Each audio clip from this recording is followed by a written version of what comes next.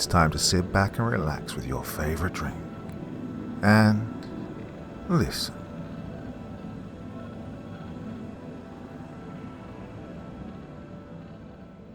The Vatican is studying vampires at a secret research facility.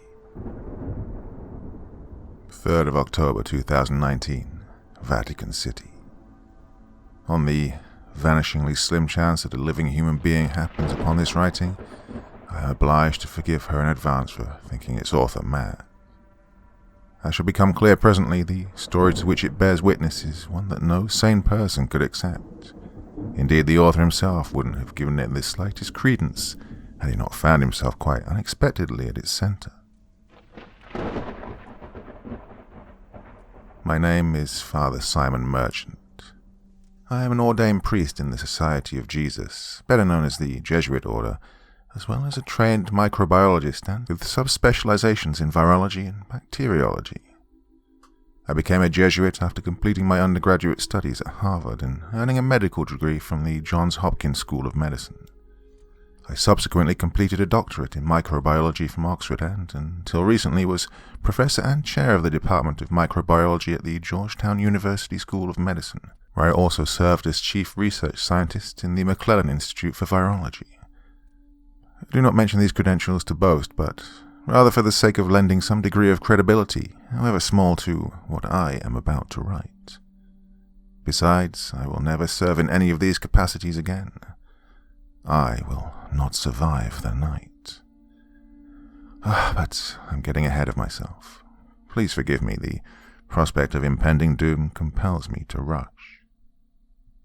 In late July, I was suddenly and unexpectedly summoned by my provincial superior, Father Joseph Quinlan, to an impromptu meeting at the headquarters of the Jesuit Conference in Washington, D.C.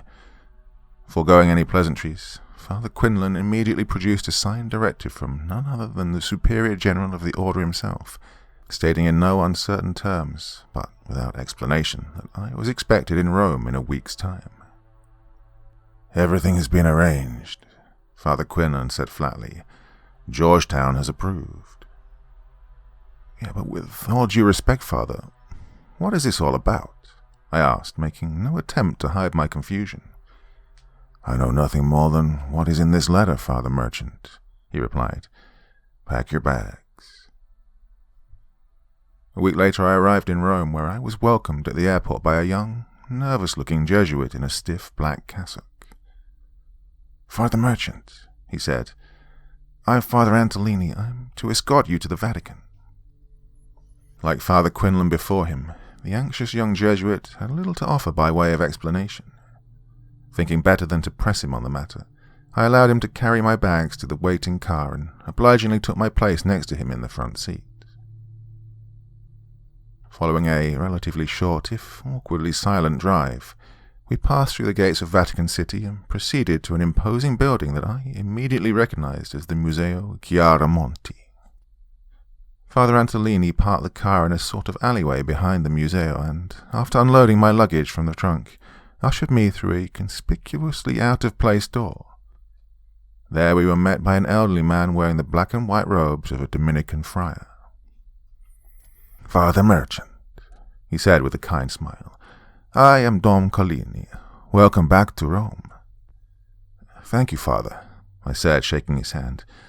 "May I ask, what—" He cut me off with a raised hand. "All will be explained. Father Antolini here will see to your bags. Now, please follow me." We entered a large elevator which, by the looks of it, only had 2 buttons, one for up, the other for down. Dom Collini pressed the latter with a gnarled finger and grinned toothily. "I know what you are thinking," he mused as we began our descent. "Prepare yourself accordingly, Father. Everything you think you know is about to be unsettled." The elevator door opened to a cavernous underground vestibule where a sign on the damp stone wall read, "Institutum Pontificum Studiorum Occulti," the Pontifical Institute of Occult Studies. A deep voice roused me from my silent, awe-filled gawking. "Father Merchant," said a man in front of me, I, Father O'Hara. Though I couldn't place his deeply grooved face and dark eyes, I immediately recognized the name. Gerard O'Hara, the microbiologist? I asked in an incredulous tone. Yes, he replied flatly. It is a pleasure to finally meet the acquaintance of so esteemed a colleague. I am a great admirer of your work. Oh, the pleasure is all mine, Father, I sputtered, shaking his hand. It's not every day that I find myself in the company of a Nobel laureate. Oh, please forgive me. What exactly is going on? No one has offered the slightest explanation since I received the Superior's letter in Washington. I'm sure you are incredibly confused, Father O'Hara said with a patient smile. My apologies. For reasons that will become clear, we have been obliged to keep the nature and purpose of this meeting a secret. This very facility and the work that is undertaken here is itself highly classified. You will understand presently. But what on earth is this place? I inquired plaintively. I know you are a man of science, he said. So am I, but we are also men of God. Should it really be surprising to either of us that the Vatican has a secret research facility that studies all things supernatural? My jaw dropped. Supernatural? He nodded. Not the supernatural that is of God, mind you, but the other sort. Demons, ghosts, witches, and many other things besides. The Institute has been studying these phenomena for centuries. Its work predates the dawn of modern science, though only a small handful were, are, or ever will be aware of its existence. Well, I laughed despite myself. You've got to be joking, I said. On the contrary, he replied, gesturing to Father Collini, whose presence I had momentarily forgotten. Our Dominican colleague here is the world's foremost authority on demonic possession and exorcism. Did you know that? Dom Collini smiled courteously and made a slight bow. Well, of course you didn't, Father O'Hara continued. No more than you knew that I have been conducting research on vampires for nearly 15 years. As far as anyone knows, Dom Collini is nothing more than a medievalist, and I am merely a biologist, however accomplished each of us may be in his respective field. Father, I said, shaking my hand and screwing my eyes shut, what you're saying right now is absolutely insane. Can you please tell me why I'm here? He shrugged. Come and see, he replied, indicating a door to his right. We proceeded into a massive library with hundreds of shelves, all of them lined from floor to ceiling with dusty volumes. Father O'Hara pressed a button on the wall and a large window emerged through which I saw what appeared to be a prison cell. Huddled motionless on the floor of the cell was a young man, or what seemed to be a young man at any rate. He was naked, rail-thin, and as white as a sheet, his face turned away from the window. We call him Tomislav, Father O'Hara said.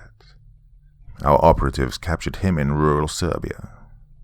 Evidently he murdered his entire family along with 6 others. Who is he? I replied in a near whisper. That is not a he, Father O'Hara remarked. That is an it. I turned to look at him. What do you mean? I asked. Dom Collini chuckled from behind me, surprising me once again with his presence. Tomislav is no longer a human being, Father Merchant, he said. Tomislav is a vampire. I wheeled around to find myself eye to eye with Collini. Oh, enough of this, I shouted with a wizened face. Who is that man and why is he in that cell? Would you please be so kind as to redirect your attention to the window? Asked Father O'Hara. I did as he requested, at which point he pressed another button on the wall. The figure in the cell immediately sprang to life from the floor and catapulted itself headlong against the window. At seeing its face, I instinctively recoiled. The pupils of his cat-like eyes were narrow black slits ringed by sulphur, his mouth a gaping red gash filled with yellowing, razor-sharp fangs. He continued to smash his body against the window, all the while gnashing his hideous teeth and bellowing in a beast-like roar. "Don't worry," said Father O'Hara. "He can't see you." I stumbled a few steps backward and crossed myself. "What the—" "As Dom Collini said," O'Hara interrupted, "that is a vampire." I gawked at him with wild eyes. "Impossible," I sputtered. There are no such things. It's a superstition." "And yet, here is one before your very eyes," replied Dom Collini. Father O'Hara closed the window and ushered me to a chair. I collapsed onto it, cradling my head in my hands. "Father Merchant," he said somberly, "I know this comes as an enormous shock to you, but I assure you that you are not losing your mind. The thing behind that window is very real and very dangerous. The Church has been stalking its kind for millennia. Only recently has it begun to capture and study them. It wasn't that long ago that I found myself in precisely the same situation as you. I too was summoned here for reasons unbeknownst to me, and I too was shaken to my very core when I first beheld these creatures." "But why me?" I asked through my hands. "For the same reason I myself was," O'Hara replied, "for your expertise. My predecessor was the first to discover that the underlying cause of this phenomenon is, at least in part, microbiological. I was brought here to take his research to the next level, and you are here to do the same with mine." I looked up, my eyes red and irritated. "What?" Taking a breath, he sat down next to me and folded his hands in his lap. "We have known for some time about the actual existence of incorporeal entities, spirits, demons, ghosts, angels, and so forth. But as Dom Collini will be the first to admit, our ability to comprehend such entities, let alone manage them, is rather limited. Ever since the Church reconciled itself to science, which it did in no small part thanks to the efforts of our Jesuit forebears, it has not shied away from using the scientific method to expand the scope of its understanding. Unfortunately, that method is useless when applied to things without physical existence. The same is not true for our friend Tomislav, which, whatever else he or it may be, it is an embodied, material entity. Well, albeit of a sort we never encounter in nature," interjected Dom Collini. "Oh, I'm getting to that," O'Hara replied sharply. "First things first. Father Merchant, what I and my team have discovered may be summarized thusly. The root cause of vampirism is a virus, or something very much like a virus, that we have named the N1 photophobic hemophage. As far as viruses go, it's a large one. The virions are 90 or so nanometers in diameter, but it's definitely not a bacterium. It does not have any independent genetic capacity for metabolism or reproduction. It's nothing more than a bundle of nucleic acids, but, to that extent at least, it is molecularly carbon-based. What makes the N1pH so mysterious is the manner in which it operates. Upon being introduced to the living bloodstream, it immediately attaches itself to a host cell, sheds its protein coat, and injects its genetic information just like a virus. From there it reproduces itself trillions of times, albeit at a rate several orders of magnitude higher than any natural occurring pathogen known to us, and proceeds to do what all viruses do when it gains the upper hand. It kills its host." "So, you're telling me that thing in there is dead?" Father O'Hara sighed and averted his gaze toward the towering bookshelves. "Well," he replied, "not exactly. Think of the movies and comic books, Father Merchant. What do they tell us about vampires?" I smirked. "They hate garlic and holy water and sunlight," I said. that they cast no reflection, that you kill them by driving stakes through their hearts. I was driving at the notion that they are neither living nor dead, but undead, said Father O'Hara, returning his gaze to me. How can something that is dead move about seemingly of its own volition? How can it intelligibly communicate in human language if it does not think? And how can it think if it does not have some sort of rudimentary consciousness? On the other hand, how can it be alive if it doesn't have a heartbeat, if it doesn't oxygenate its blood through respiration, if it lacks homeostasis or metabolism? The thing you saw flailing about in that cell has a body temperature of well below 80 degrees Fahrenheit. It is capable of moving air through its lungs, through its larynx, but it does not breathe. It has reflexes, it responds differentially to stimuli, it even feels pain, but it does not eat. It drinks blood, interjected Dom Collini. What you're describing is biologically impossible, I stated decisively. In the absence of oxygen and nutrition, living cells die. This is indisputable. And this is what is truly miraculous about N1PH, replied Father O'Hara. In less than 48 hours, it completely overtakes every single living cell in a human body, replaces them with hybridized iterations of itself, and systematically reprograms the genome. The virus alters the cells at a molecular level so that they are able to reproduce indefinitely without oxygen, without digestion, without excretion. This effectively renders them immortal. It also invests them with a mind-blowingly heightened capacity for regeneration, and that effectively renders them invincible. It strengthens the bones, increases muscle mass. The list goes on and on. The end result is an organism that is virtually indestructible, with levels of speed, agility, and strength that are far in excess of anything human beings are capable of. But there are a few catches. It drinks blood, Dom Collini reiterated, much to Father O'Hara's annoyance. Yes, it drinks blood, O'Hara snapped. Hence the term hemophage. The vampire is compelled to consume blood by a genetic imperative that we do not fully understand. Blood is the raw material out of which the virus replenishes itself, or rather the hybridized, formerly human cells it has subordinated. The fangs you beheld in the creature's mouth are the result of the virus recoding its genome to meet this imperative. So is its stomach, which no longer digests so much as it absorbs, redirecting the blood food directly to cell nuclei through a network of microscopic rhizomes. So, what happens if it goes without blood? I inquired. Father O'Hara grinned.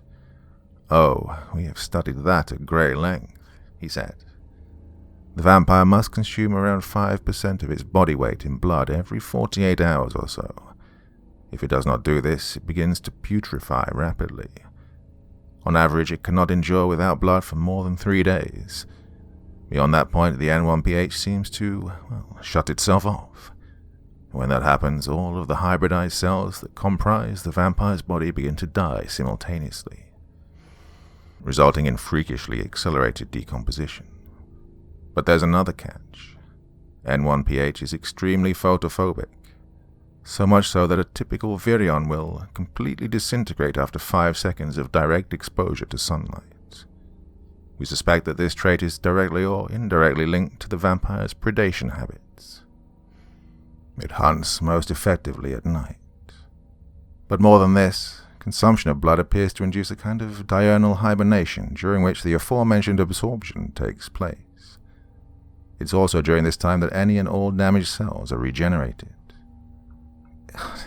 This defies rudimentary logic, Father O'Hara, I said, shaking my head. Let me ask you this for a start. Can vampires be killed or not? Yes, in the sense that certain forms of physical trauma, exposure to sunlight, decapitation, destruction of the heart, and such like, cause the virus to shut off in the manner described previously. Okay, but why? I asked. Father O'Hara shrugged. To be perfectly frank, this is not something we understand. Why, for example, should the destruction of the heart, which is, for all intents and purposes, a vestigial organ for a vampire, why should it cause it to perish? Even more confoundingly, why must the heart be destroyed by wood, and not just any wood, mind you, but only the wood of specific trees? We do not have any answers to these questions. I nodded. All right, I said. Here's something else. Shouldn't vampires be far more numerous, and thus far more noticeable, given their degree of super-evolution? We do not entirely understand this either, replied O'Hara. In the vast majority of cases, it seems, vampires simply kill their human prey rather than communicating the virus so as to create new vampires. It turns out infection is prevented by an enzyme that's secreted through the fangs. So the virus doesn't exhibit a reproductive imperative. It's unclear, said O'Hara. When vampires do create new vampires, the enzyme I mentioned is withheld. We cannot ascertain whether this occurs naturally, for example as part of a genetically programmed reproductive cycle, or whether it is something that the vampire itself wills. This is at least the second time now you have alluded to volition, I remarked, scratching my head. Honestly, the thing in the cell didn't seem to have much control over itself. That's because it was agitated, O'Hara replied. As you'll see, Tomislav is more than capable of acting like a human. Dom Collini and I have both conversed with him many times. If I may, Father O'Hara, Collini interjected, perhaps now would be a good time for me to step in. O'Hara heaved a sigh. Go on, he said. As my colleague has already explained, Collini continued, the virus doesn't destroy the host cells so much as partially it transforms them. As a result, they remain in a kind of suspended animation, as it were. This is just as true of brain cells as it is of, well, any other type of cell. Thus, the vampire necessarily retains a capacity for language, cognition, thinking, and memory. Vampires were once living people, a neurochemical trace of which remains imprinted on the brain.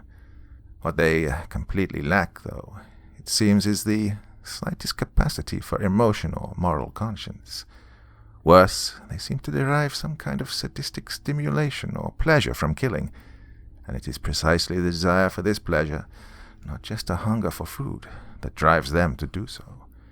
One might say they like to play with their food, to toy with their prey. They delight in the hunt. They delight in instilling fear and causing pain. In a word, they are pure evil, O'Hara remarked. Collini nodded. Precisely, he said, and this is where my colleague's scientific acumen begins to falter. Many of the superstitions surrounding vampires are false. Do vampires cast a reflection? Of course they do. They are physical entities, but many of these superstitions are true. Most interestingly, the fact that vampires experience extreme distress at the mere sight of a cross or other blessed object. Holy water has the same physical properties as an unblessed water, but yes, it causes physical damage to a vampire's flesh. How can this be? You tell me, I replied dryly. My area of expertise is demons, Father Merchant, Collini said. Unlike vampires, which have weight, height, proportion, and the like, demons cannot be poked and prodded in a laboratory. But vampires are very much like demons in one crucial aspect. They are motivated by an unrelenting appetite for evil. I do not doubt that there's a biological dimension to that appetite, but it is not ultimately reducible to their physical constitution. Father O'Hara huffed slightly. Vampires cannot be monsters of the sort we routinely find in the animal kingdom, Collini continued. Nor can the virus that brings them into existence be the mere result of an evolutionary mutation. Someone or something had to create that virus, and I am enough of a philosopher to know that it wasn't God. Then who was it? Father O'Hara spat in an irritated tone. The devil? Okay, brothers, if I may, I said calmly. The one question that's not been addressed is, why am I here? I cannot dismiss anything that's been said without dismissing your obvious intelligence and sincerity. Though I do not pretend to understand any of it, not a single iota, I am at least prepared to admit that the phenomenon to which you have introduced me is, in some sense, very real. But again, what could any of this possibly have to do with me? Father O'Hara's countenance darkened. Where there is a virus, there is a vaccine, he pronounced gravely. I eyed him suspiciously. You want me to find a cure for this? Not exactly, O'Hara replied. Father Michalski, our chief pathologist, has developed a trial vaccine. The Holy Father himself has directed you to review Michalski's work and evaluate the merits of testing it. Sebastian Michalski is in on this too? I thought to myself in exasperated wonder. God, is there anyone from Pontifical Academy of Sciences who isn't involved in this project? O'Hara produced a small envelope from his cassock and handed it to me. The papal seal was clearly visible on its face. Based on what you've told me, I said, opening the envelope, traditional vaccination models would scarcely seem feasible in a case such as this. As the document in your hand makes clear, said Don Collini, my role here is that of advocatus diabolos, and, apologies for the bad pun, I am obliged in that capacity to warn you that the ultimate cause of this phenomenon may be diabolical. What do you mean? I asked.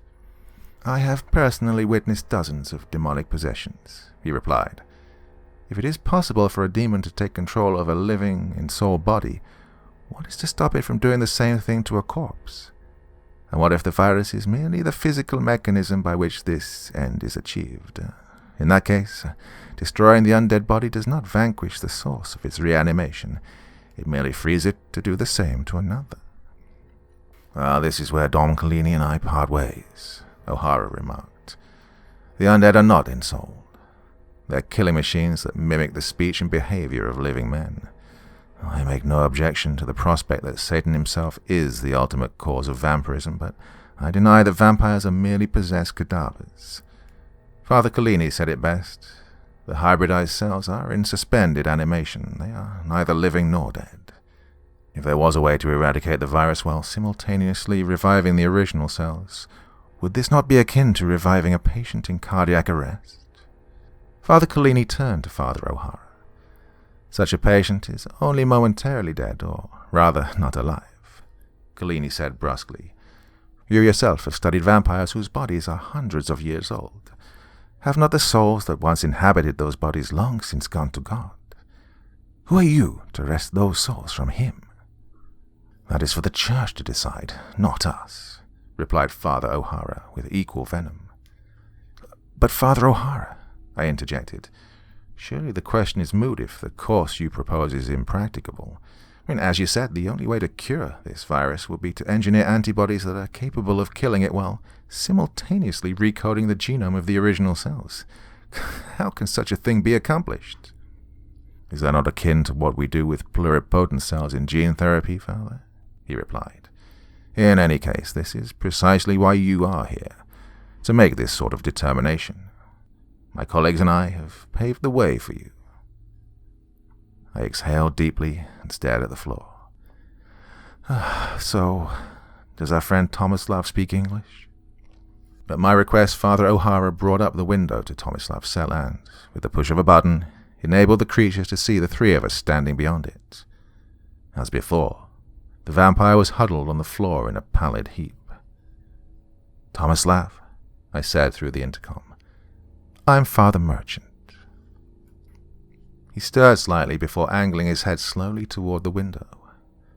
The monstrous features I'd observed previously were gone, replaced by the visage of an ordinary man in his early 20s. My name is not Tomislav, the creature replied in a thick Balkan accent. I am Radovan Grubacic. Not anymore, said Father O'Hara to my left. I held up a hand to silence him. My apologies, Radovan, I said calmly. Do you know why you're here? The vampire leered at me and snickered menacingly. His eyes sparkled with malevolent intelligence. Do you know why you are here, priest? My understanding is that you have a disease, I replied. I'm here to determine how to help you. The snicker grew to an uproarious guffaw. Help me? Is that what you call this torture? You know it's for your own protection, I said. My understanding is that you've murdered many people." The laughter subsided. "It is I who must be protected from your companions," the vampire said, pointing a long, thin finger at Fathers O'Hara and Collini. I noticed for the first time that his fingernails were razor-sharp talons. "They have subjected me to unspeakable torments." "Radovan, are you a vampire?" I inquired plainly. "I am an immortal," the creature shouted, springing limbly to its feet. "I am the incarnation of the very thing you charlatans promise the ignorant masses only in death. Now you call it a disease and presume to cure me of it. Would you do the same for your Christ, I wonder?" Father Collini produced a small crucifix from his robes and held it up toward the window. "Stay where you are," he growled. The vampire recoiled with a sinister hiss. "Why did you tell Father Merchant here what you did to your own children?" said Father O'Hara. The vampire resumed his snicker. "The price of immortality is blood," it said to O'Hara. "Is this not what your church teaches, you hypocrite?" "We're here in our capacity as scientists," I interjected. "Our aim is to understand." "Fine, then," the vampire replied, turning his dark, cold eyes to me. "You understand survival of the fittest. This is the creed of your mortal science. Does the wolf murder the sheep, or does he merely do what is in the nature of all creatures to do? That is, survive." "It's not in the nature of human beings to kill other innocent human beings," I retorted. "The history of your race suggests otherwise. The difference is that unevolved human beings like you feel guilt and shame at what clearly comes quite naturally to you. We have transcended your weak, pitiful kind. Our destiny is to inherit the earth. Yours is extinction. Come, scientist. Surely you understand that there's no morality in nature, only strength and power." "Perhaps it's wrong to say that the wolf murders the sheep," I replied. "But does he enjoy stalking her? Does he take pleasure in her agony? Because, as I understand it, your kind is motivated by something more than a will to survive. You delight in killing." The vampire leered. "Power is freedom. What human being does not seek freedom and find delight in the power that comes from it? I have been free from the shackles of your pathetic morality.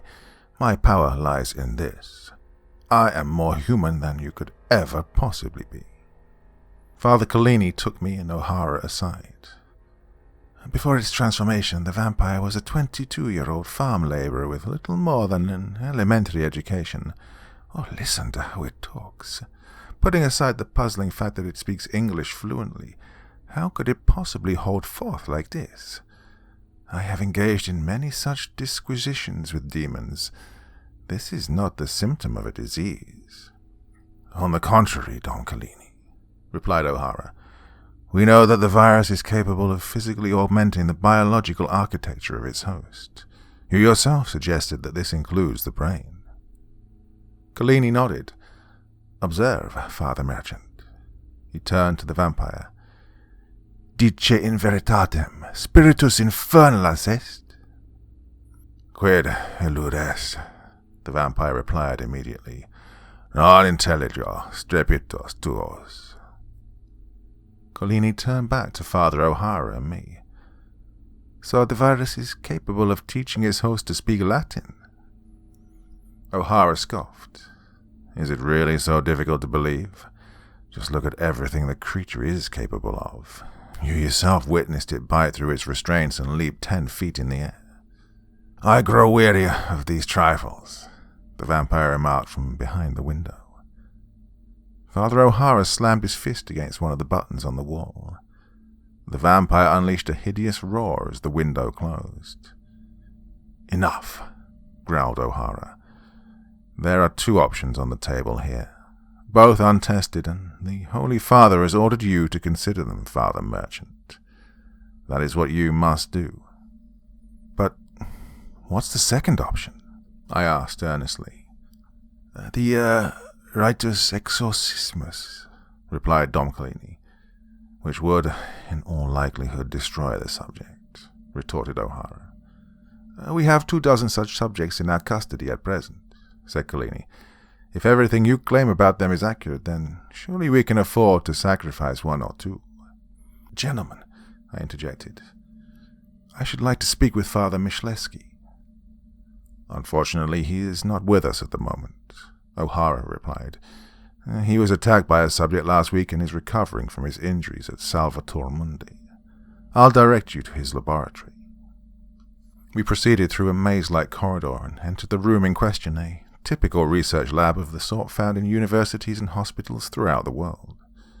Father O'Hara picked up a large portfolio from one of the tables and handed it to me.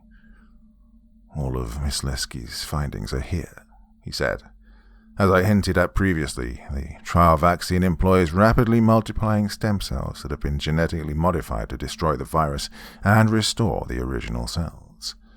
Thus far, testing has only been conducted on individual cells. And what were the results? I inquired, skimming through the contents of the portfolio.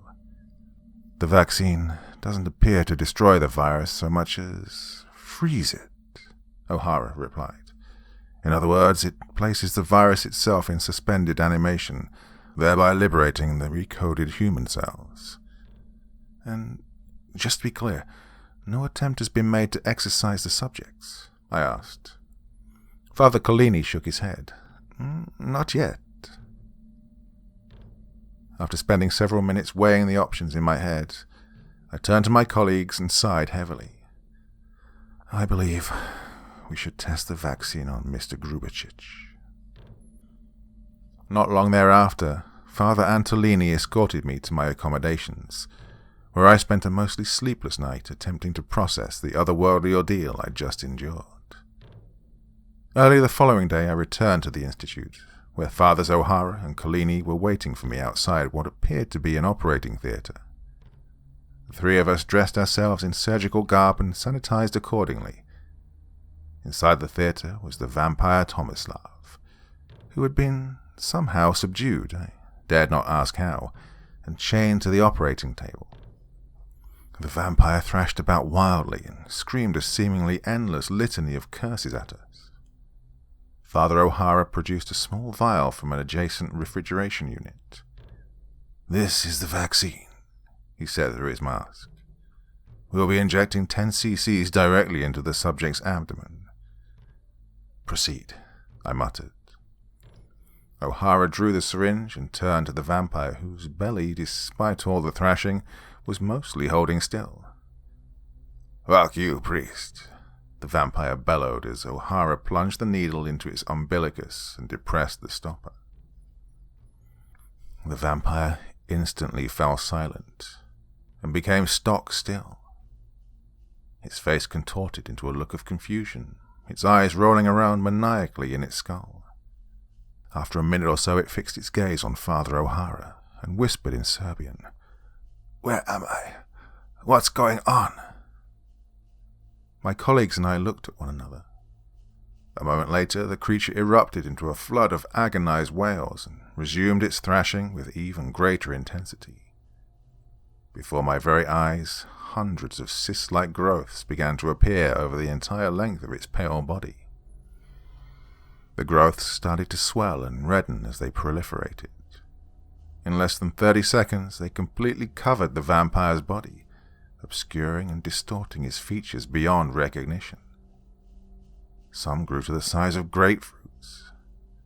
No sooner had I observed these things when the body in front of me exploded in a torrent of gore, the force of which knocked us clean off our feet. Rushing to wipe the blood and any tissue from our surgical visors, I saw that nothing remained of the body save a bubbling pile of bone, sinew, and torn flesh. The entire operating theatre was dripping with carnage, as were our own blood-soaked garments. For a moment everything was still, but the rivulets of gore slithering down the walls. We then heard something like a distant guttural moan that seemed to emanate from nowhere in particular. I immediately crossed myself, and my colleagues did the same. We exited the theatre in stunned silence, and did our best to unburden ourselves of the creature's remains. Taking several hours to recuperate, We reconvened in our original meeting spot, the library, and stared at each other wordlessly. "You are the scientists," Father Collini said, breaking the silence. "What happened?" "I really have no idea," I replied. "But if I had to guess, we just observed the most violent and aggressive instance of cancer in the history of creation." Father O'Hara said nothing. Turning to him, I noticed he was cradling his face in his hands and trembling slightly. "Father, are you all right?" I asked. There was no response. Father Collini and I looked at each other nervously. "Father O'Hara," Collini said, reaching out to place his hand on O'Hara's shoulder. And in an instant, O'Hara sprang forward from his seat with a piercing scream and grabbed Collini's forearm. I tumbled backwards from my seat. Just as I began to yell, O'Hara effortlessly pulled Collini across the table and flung him like a doll across the length of the room, his body crashing violently into the bookshelves. O'Hara's head turned toward me with a snap. In a matter of seconds, the pupils of his eyes narrowed to cat-like slits, the surrounding sclera turning a sickening shade of yellow, the incisors in his gaping mouth transforming into knife-like fangs. Moments later, the door of the library swung open and a cadre of soldiers in full armor swarmed the room.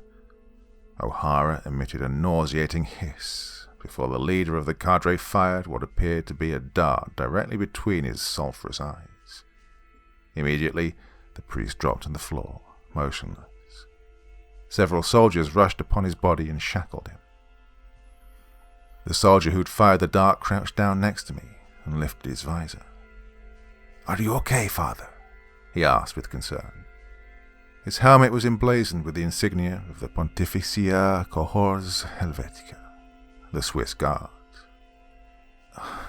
"See to Dom Collini," I stammered, gesturing weakly toward the other side of the library. And then everything faded to black. I woke sometime later in a small infirmary. Father Collini was sitting next to my bed, flanked by several Swiss guards. He was bruised and disheveled, but otherwise no worse for wear. "You fainted, Father Merchant," he said calmly. I coughed and pulled myself into a sitting position. "Are you all right, Father?" "Fine." "And, Father O'Hara?" Collini sighed. "He is infected, transformed." "But how?" I asked, horrified. "He wasn't bitten." Collini shrugged slightly and glanced at the floor. "I believe my hypothesis has been vindicated," he said somberly. "The virus wasn't communicated to O'Hara by physical means. Whatever dark entity had been dwelling within the vampire was evicted upon the destruction of its body and immediately took up residence in our colleague. It is not the virus that causes the vampire, but the vampire, or rather its spirit, that causes the virus." "But if that's so—" "Yes," Collini interrupted. "The spirit must be cast out by exorcism. There's only one problem, and I'm afraid it's rather grave. While we were recovering from the episode with Tomislav, it appears that Father O'Hara surreptitiously administered the vaccine to all 24 of the vampires in this facility. Every single one of them has been destroyed." My jaw dropped. Then the spirits have been unleashed. No sooner had the words left my mouth than I began to hear a chorus of screams erupting from every corner of the institute. The Swiss Guard drew their weapons, their heads darting frantically from left to right. Dom Collini and I looked at each other. "Run," he whispered. What followed is a blur. Somehow I managed to escape and take shelter in the very hotel where I now write this account. Less than an hour later, I began to hear sirens blazing through the streets of Rome. The news was reporting that a biohazard incident had occurred at Vatican City, which has since gone into a complete lockdown. Regardless of what happened next, it's unlikely that the truth will be forthcoming, in which case I hope this account will find the light of day. As for me, however, I fear that one of the many demonic spirits that were unleashed in the bowels of the Vatican this morning has taken possession of me. I can slowly feel it squeezing my life away. The window of my room is open, looming 30 stories above the street. It beckons to me. Oh, I trust that God will forgive me for what I must do. I will not allow this demon to turn me. Part 2. It was a prematurely dark afternoon in Rome. 3 hours earlier, the Angelus bells were tolling solemnly over the rooftops. A fog as thick as stone had risen from the Tiber and woven itself like gossamer through the winding arteries of the city, draping it in damp, drizzling shadow. Deep in the noiseless sprawl of the apostolic palace, 2 priests sat silently in a gloomy antechamber, their eyes fixed on the enormous oaken door that loomed before them. The younger of the 2 was a Jesuit in his late 50s, a short, perfectly bald man with the spry, stocky build of a prize-fighter beneath his black cassock. The brow over his thin metal spectacles was deeply furrowed, his eyes deep-set and steely. A jagged scar covered the entire length of his face from temple to chin. The other was a stooped, weather-beaten old man cloaked in the austere robes of a Dominican friar, his sunken cheeks fringed by snow-white whiskers. What remained of his powdery hair curled in ringlets around his black succhetto. After some time, the Jesuit turned to his companion and grinned. "So, what are you in for?" he inquired in a deep Slavic baritone, his eyes twinkling mischievously. The old friar smirked. "I see you haven't lost your sense of humor, Father Myslewski." "One needs a sense of humor in this line of work, Dom Collini," he replied, clapping the friar chummily on his knee. Collini chuckled despite himself.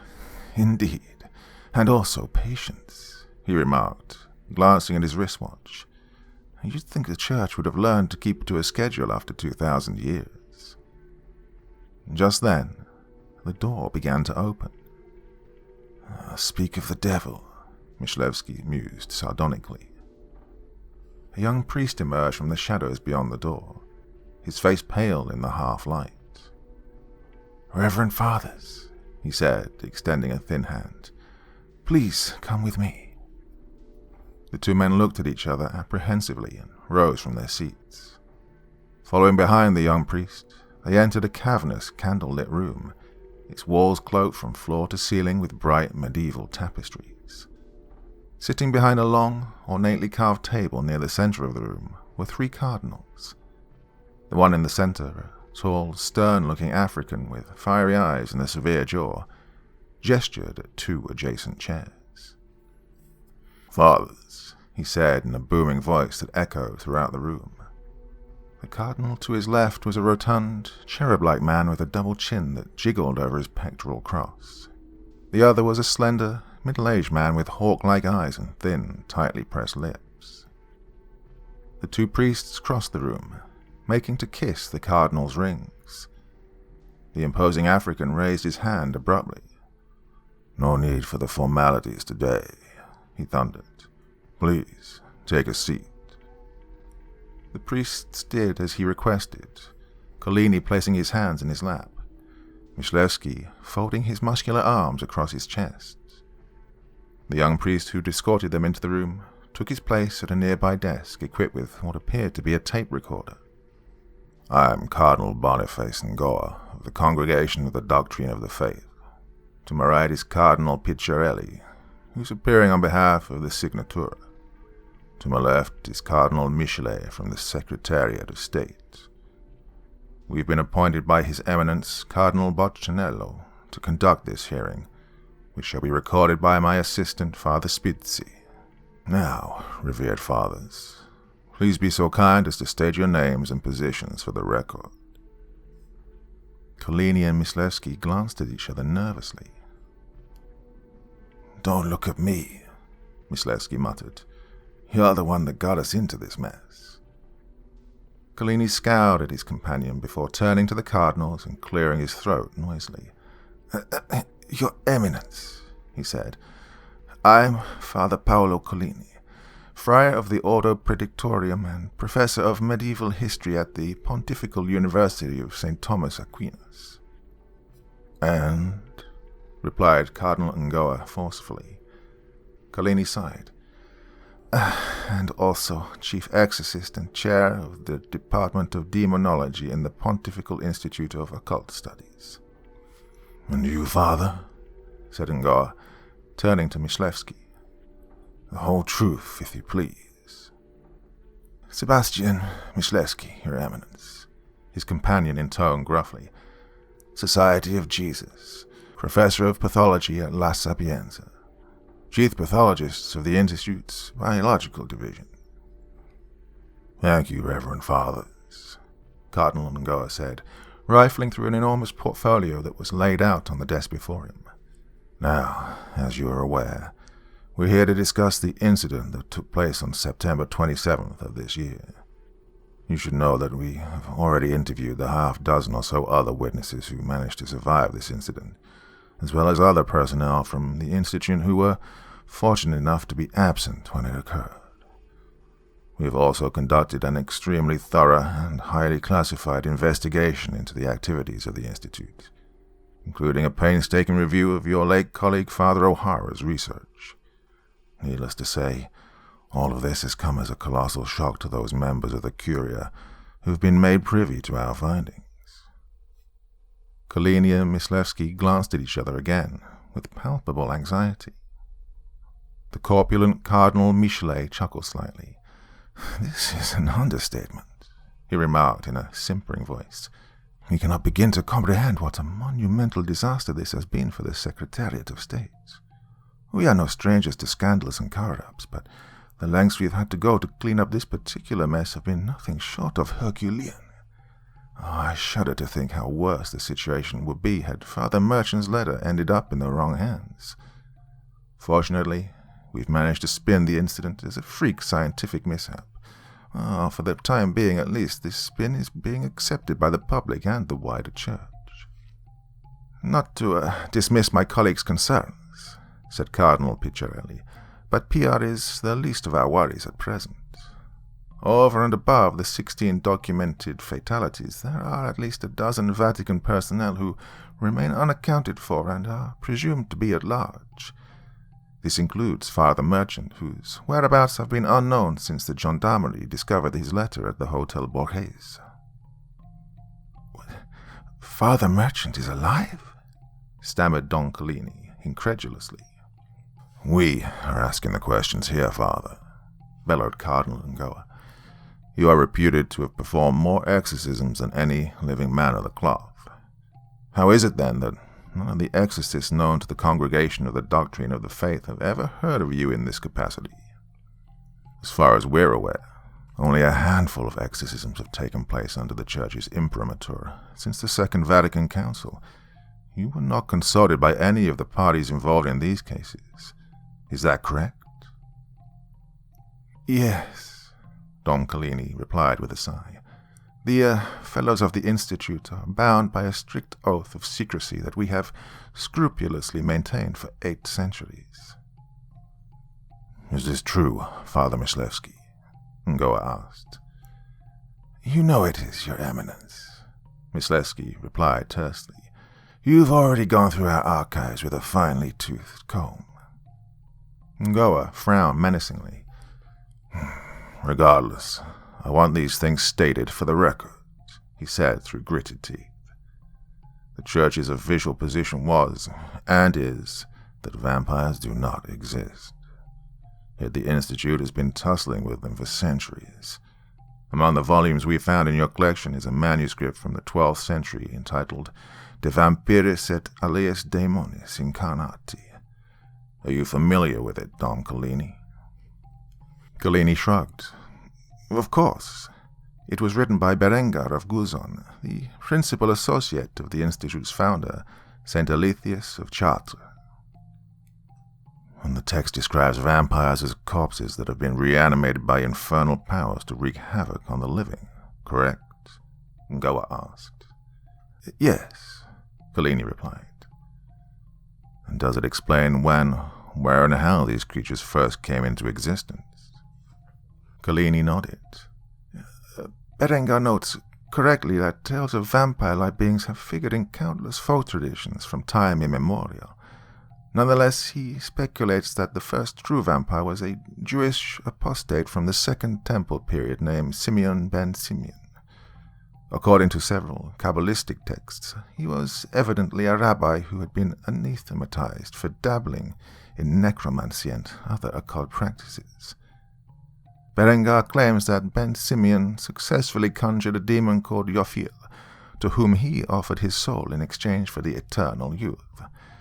The demon proceeded to wrest his soul and take possession of his body. "What do you mean by wrest his soul?" Cardinal Picciarelli inquired pointedly. Simply put, it killed the rabbi and forcibly evacuated his spirit, presumably to hell, Kalini replied. So, this incarnate demon proceeded to prey upon the living, thereby creating new vampires?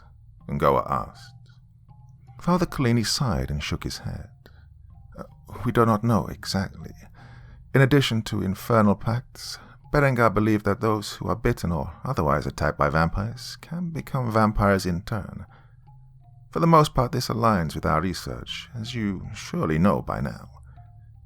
It's not entirely clear to us, however, why some of the vampire's victims transform and others do not. It has to do with an enzyme that's produced through the fangs, Myslevsky interjected. Ngoa raised his hand. I will speak to you presently, Father Myslevsky, he snapped. Kindly wait your turn. Now, Don Kalini. The text claims that vampires can be destroyed by means of fire, sunlight, decapitation, and destruction of the heart. Is this correct?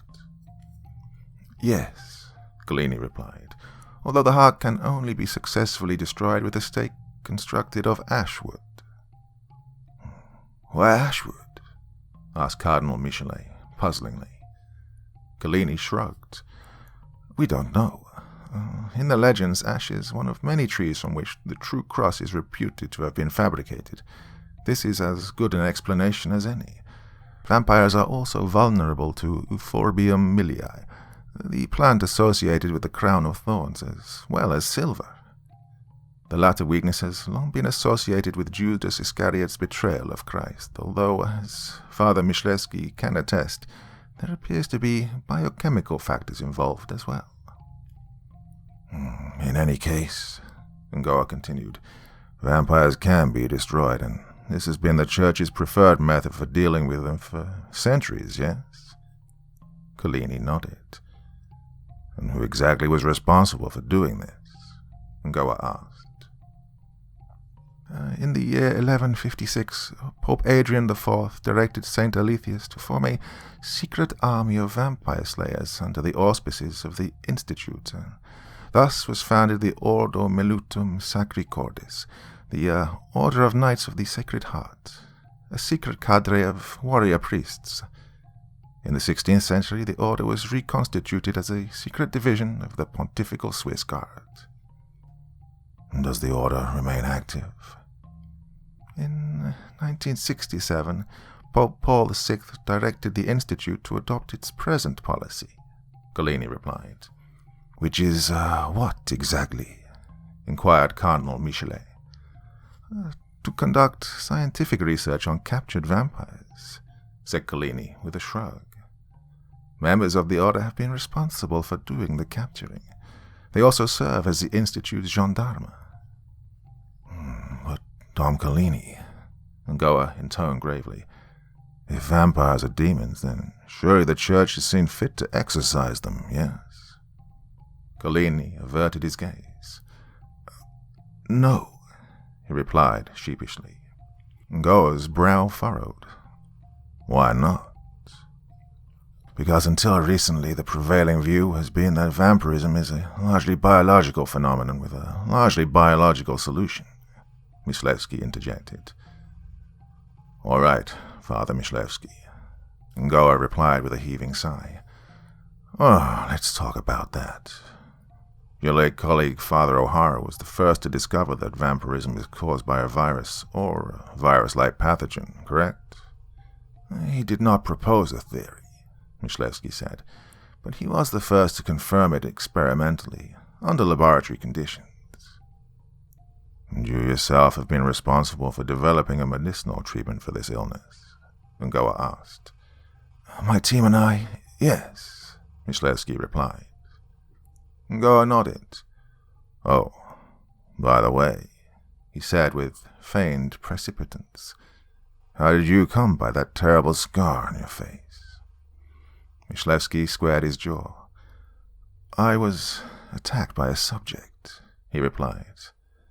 The damn thing tore me to pieces with his claws. And that is why you were not present during the events of September.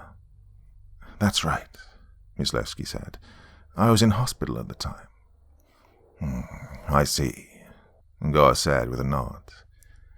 At any point previously were any of the subjects in your custody intentionally or unintentionally destroyed? Yes, Myslevsky replied. During the first 10 or so years of the project, several studies were undertaken to confirm traditional claims regarding the vampire's weaknesses, as well as to investigate its hemophagic diet. That was before my and O'Hara's time, however. In the 15 years that we'd been involved, all subjects were meticulously preserved. Just to be clear, Ngoa continued, your considered judgment prior to the events in question was that vampirism can only be transmitted by physical means, yes? That was my position, yes, Myslevsky replied. And once a trial vaccine was developed, the Holy Father summoned Father Merchant from Washington for purposes of weighing the merits of testing it. That's right, Myslevsky said.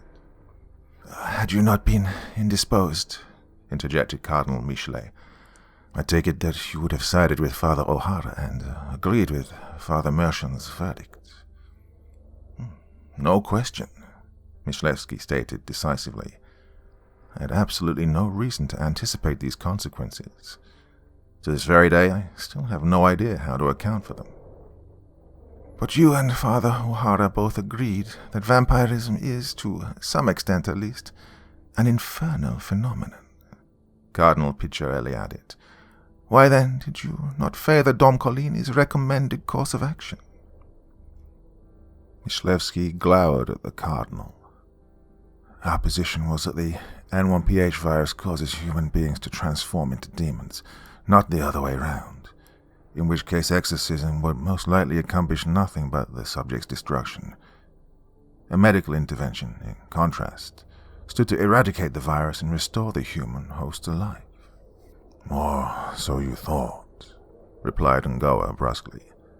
You say you have no idea why the vaccine backfired in such a spectacular manner. Myslevsky looked away and shook his head weakly. Well then, Ngoa huffed. Do you have any idea why multiple individuals, including Father O'Hara and, we presume, Father Merchant, ended up being infected despite the fact that none of them were physically attacked by subjects?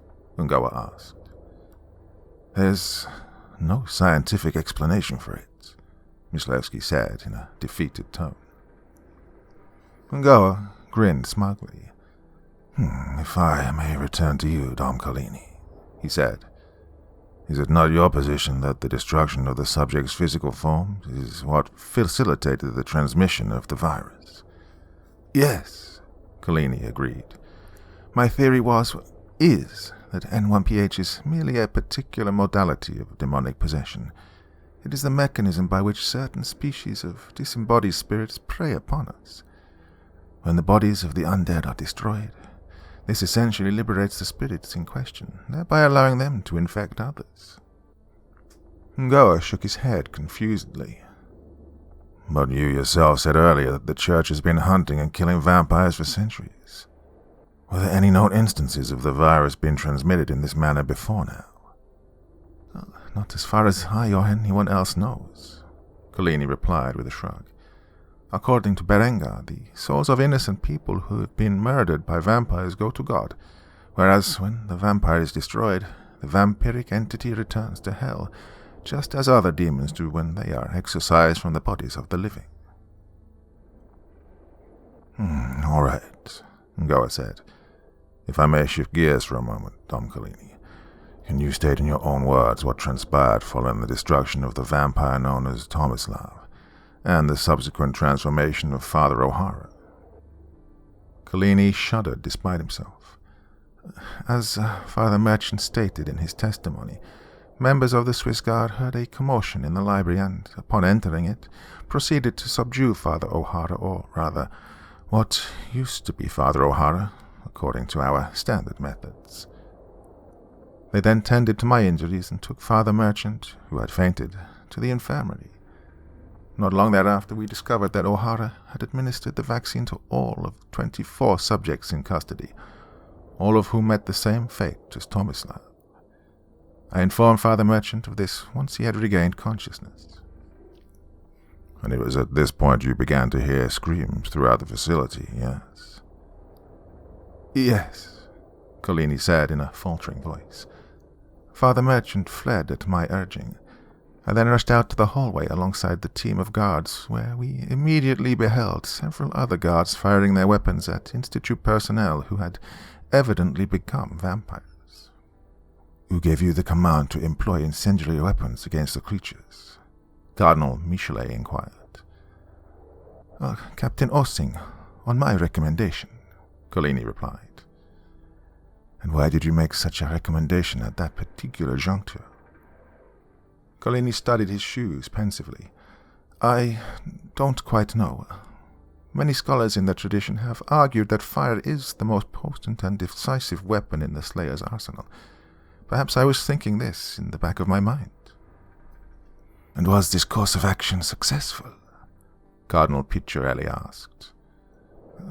We successfully neutralized 8 vampires, as you know, Collini replied. But at least a dozen appeared to have escaped, including the former Father O'Hara, Ngoa countered. Is it not so? Collini fixed a steely-eyed gaze at Ngoa. It is, he replied quietly, but... But what? Ngoa growled. No further infections have occurred in Vatican City since that day, Your Eminence. Ngoa pursed his lips and nodded. And you think the flamethrowers are responsible for this? Your guess is as good as mine, Reverend Cardinal, Collini replied with a shrug. Ngoa sunk into his chair and stared up at the towering ceiling. Here's where we are now, he said. All, or virtually all of the facts on the ground, including the existence of the Institute itself, have been suppressed, at least for the time being. Obviously, many more are privy to them now than were before, but only within the steepest reaches of the hierarchy. The Holy Father will review the findings of this hearing alongside all the others and arrive at a determination regarding our next step. I must tell you, though, that he already has certain predilections. He intends to shutter the Institute, Myślewski volunteered. Ngoa shook his head. On the contrary, he replied. The Holy Father believes that this incident may bespeak a novel and wholly unprecedented diabolical threat. For this reason, he favors the re-establishment of the Order of the Knights of Sacred Heart and the immediate resumption of full-time vampire hunting. If this is what he ultimately directs us to do, it'll fall upon you and other senior members of the Institute, as well as your compatriots in the Swiss Guard, to see that his wishes are fulfilled. Your first priority will be locating the missing, particularly Father Merchant. Collini and Myślewski turned toward each other with wide eyes and mouths ajar. That is all, fathers, Ngoa pronounced gravely. Vade cum Dio. Father Simon Merchant stepped out onto the small balcony of his room at the Hotel Borghese, which loomed some 30 stories above the bustling Via Crescenzio below. Trembling and drenched in sweat, the priest closed his eyes, crossed himself, and plunged headlong into the brisk night air. In an instant, everything went black. Much to his startled chagrin, Father Merchant realized that he was still conscious. "I'm dead," he thought to himself in the void of his mind. "That remains to be seen," replied an ethereal voice almost immediately. With growing awareness of the feeling of his body, Father Merchant slowly opened his eyes to a brilliant night sky. A chilly breeze swept over his supine form, rippling his cassock. From somewhere far below he could hear the sound of traffic. Pulling himself erect, the priest surveyed his surroundings with awe-struck eyes. He was on the roof of St. Peter's Basilica. "I hope you're not afraid of heights," the ghostly voice said behind him. Turning his head with a snap, Father Merchant saw a beautiful, statuesque woman in a billowing snow-white trench coat. Her blonde hair whipped wildly around her porcelain face. What? Merchant stammered weakly. The woman crouched down and fixed her piercing blue eyes on him, the sides of her mouth curling into a radiant smile. She placed a hand on his trembling shoulder and, all at once, he felt nothing but warmth and calm. "I am Shimushel," she said, her voice now clear and distinct. "Are you, an angel?" She laughed, giving Merchant a wink. "I suppose that is what you call us. Now be still and listen. The evil that has befallen you is lifted." She gestured to her left, where Merchant spied a vaporous, coal-black cloud hovering in mid-air above the precipice. Merchant's jaw dropped. "This is the shed, the demon as you call it, that dwelled within you, seeking your destruction. Had you gone through with your plan, it would have exited your lifeless body and immediately taken possession of the nearest passerby. My master has seen fit to prevent this from happening." "You mean God?" Merchant said in a near whisper. Shimushel nodded. "But why?" "Because your work is not yet finished," she replied. "My master gives you this choice. Obey his will and live, or deny him and die." "Why me? What does he want from me?" Merchant sputtered. The angel glanced at the cloud-like spectre. "The enemy is abroad, yet something has changed. What you have witnessed is new," she said. "You're among those who have been chosen to wage war against it." "I don't understand," Merchant replied, utterly beside himself. "It was no mistake that the church summoned you," the angel continued. "You will understand why in time, but now you must make your choice. A covenant has been offered. Should you enter it, the wage is life, and the cost is service. My master, for his part, will always be at your side in this. If you decline, the wage is death, but you shall not suffer the torments of hell, only the eternal pangs of your own conscience. The master has said, no greater love is there than to lay down one's life for a friend. You are his friend if you keep his commands."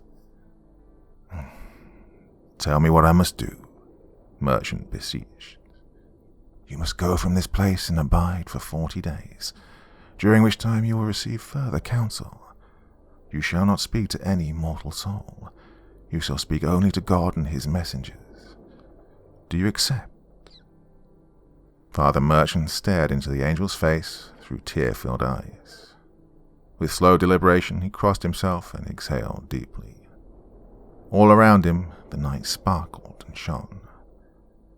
"I am the servant of the Lord," he whispered. "Be it done to me according to his will." Following Collini's and Myslewski's inquest, a terrific storm erupted in the skies of Rome. Rain fell in buckets upon the streets as scores of pedestrians rushed to take shelter or to return to their homes. Among them was a young Carmelite nun named Sister Immaculata, who was en route to her chapter house when the storm descended. Pulling her black mantle over her habit, She ducked quickly into an alley where she found refuge from the downpour in a damp alcove. In the momentary flash of lightning, she saw what appeared to be a priest standing on the other side of the alley. "Father!" she shouted over the din of the storm. Motionless and obscured by shadow, the priest said nothing. A moment later, he began to pace slowly toward her across the flooding cobblestones. The priest stopped, standing close enough to the nun that she could hear his raspy breathing, but far enough away that his face remained concealed. When the lightning flashed again, Sister Immaculata's eyes widened and her mouth fell open into a silent scream. The glowing yellow eyes and gleaming razor-like fangs that appeared before her were the last things she would ever see with human eyes. All across the Eternal City that night, the sewers would run red with innocent blood. Part 3. Texts and Visions. From the Times of London, 3rd of February. Rome. 6 additional victims have been identified in the latest of a string of disappearances and brutal homicides that have been terrorizing the Italian capital for nearly 5 weeks.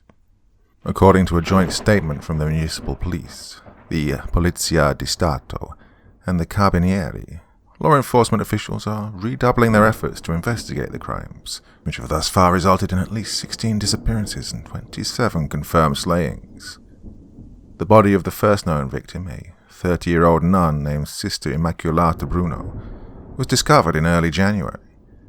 As of this morning, there are no firm leads. On a cold but otherwise calm February evening, a pair of carabinieri were just about to complete their shift when they received a call from dispatch reporting a disturbance and possible break-in at the Church of St. Hilary in the Trastevere district. Officer Angioni, the senior of the two, rolled his eyes and heaved an annoyed sigh. "The hell with this," he said to his partner, Fiorelli. "I just want to grab a sandwich and go home to bed already." "Yeah, it's probably just some crazy bum, drunk off his ass," Fiorelli replied. "Let's get it over with." Arriving at the church a few minutes later, the officers encountered a nervous-looking priest pacing outside the door of the rectory. Upon seeing them, he rushed forward. "Officers," he sputtered, pointing to the adjacent church. "There's someone in there." "Okay, just calm down, Father," replied Angioni, placing his hands on the priest's shoulders. "Are you the one who phoned this in?" "Yes," the priest replied with unabated agitation. "I am the pastor here. I was awakened by loud sounds in the church, banging sounds, crashing, glass breaking. Oh, please help." Okay, said Angioni calmly. "Just go back inside and we'll check it out." After following up with dispatch, the two carabinieri gingerly entered the church. "Police!"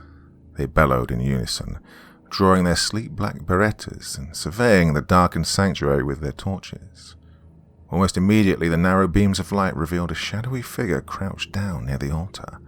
Though its back was turned to them, they could see it was clothed in the garb of a nun. "Identify yourself," Angioni yelled.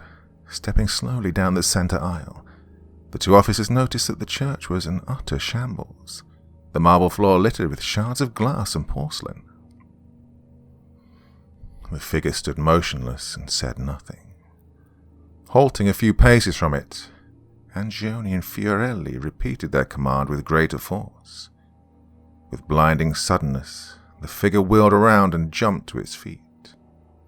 The inhuman face that appeared in the light of the torches was smeared with blood, its yellow eyes blazing, its fanged maw dripping with gore. To their utter horror, the officers saw it was clutching the mutilated body of an infant in its claw-like hands, the tiny head of which had been nearly ripped from its shoulders.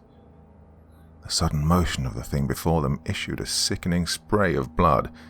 Just as it began to emit a piercing shriek, the two carabinieri frantically unloaded their pistols, the church erupting in a thunderous cacophony of bullets. The impact of the shots pummeled the creature, launching its body backwards into the altarpiece. The mangled corpse from its hands took flight and crashed a hideous splat somewhere in the shadows. "What the fuck? What the fuck?" Fiorelli stammered, his pistol trembling violently. Only slightly less rattled, Angione took a few cautious steps toward the creature, which lay crumpled and motionless in a heap below the altar. Just as he reached down, its eyes shot open and, with a monstrous hiss, it grabbed his collar and pulled him downward with one hand. With otherworldly speed, the other hand tore into Angione's throat just below the chin, the talons of its fingers emerging seconds later from between his lips and curling into a grip. All at once the hand jerked backwards, wrenching the policeman's lower jaw clean from his skull with a sound like ripping paper. A grisly torrent of blood erupted from the void as his body slumped lifelessly to the ground. Fiorelli's eyes had barely had a chance to widen when the creature fell upon him nose to nose, his torch and sidearm clattering against the floor. Locking its gnarled fingers around his waist, the thing catapulted him straight up into the ceiling of the church, his head exploding like a melon against the stone buttresses. Moments later, the body returned to earth with a wet thud, its ruined skull showering nearby pews with brain and bones. In the candle-smoke gloom of the sanctuary, the creature snickered fiendishly, its formerly white habit stained with the darkest of reds. "Dona nobis pacem," it croaked through bloody lips. From the Washington Post, 3rd of January. Rome. Vatican City officials report that Father Simon Merchant, a well-known virologist and erstwhile professor at Georgetown University, remains missing following a biohazard incident that took place at a Vatican laboratory in September. According to spokespersons for Georgetown and the Archdiocese of Washington, Merchant was visiting Rome on unspecified business at the time of the incident, having been summoned by the Secretary General of his religious order, the Society of Jesus, in late August. Although specific details of the nature and cause of the incident are scarce, the Vatican has confirmed at least 8 fatalities, including the renowned microbiologist Gerard O'Hara, late of Trinity University in Dublin, who was awarded the Nobel Prize for Physiology 2 years previously. Olivia Norcross had been waiting outside the Department of Microbiology for nearly 45 minutes when an administrative assistant finally ushered her into the interim chair's office. She was a prim, unassuming woman of 27, with sable hair and olive complexion. Unconventionally attractive, even beautiful, despite the heavy toll taken by overwork and chronic lack of sleep.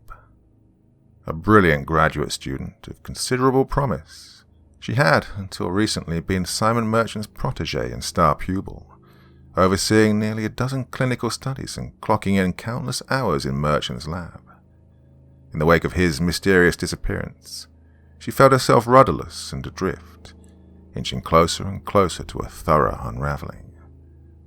Merchant wasn't simply her mentor and role model, he was practically a surrogate father. Though she was an unrelenting atheist who could not reconcile Merchant's scientific genius with his penchant for superstition, her respect, indeed her fondness for the priest, was limitless and unqualified. Merely thinking of his messy mop of salt and pepper hair and kine brown eyes almost brought her to tears. She was worried sick about him. The chair, a short, disheveled man with a blousy comb-over, met her at the door and invited her to take a seat. "I'm sorry to keep you waiting, Miss Norcross," he said with a note of exhaustion, plopping down behind his desk. "What can I do for you?" Olivia placed her weather-beaten bag on the floor next to her, straightened her posture, and folded her hands politely in her lap. "Thanks for making time for me, Dr. Davis," she replied. "I know how busy you are." Davis dismissed this remark with a blasé wave of his hand. "I just wanted to touch base with you about Father Merchant," Olivia continued. "It's been months now and me and the other lab rats are still totally in the dark. Well, on top of that, no one's really been providing us with any direction, so we're just kind of flailing about at the moment. I don't know, I was hoping you could provide some kind of clarification."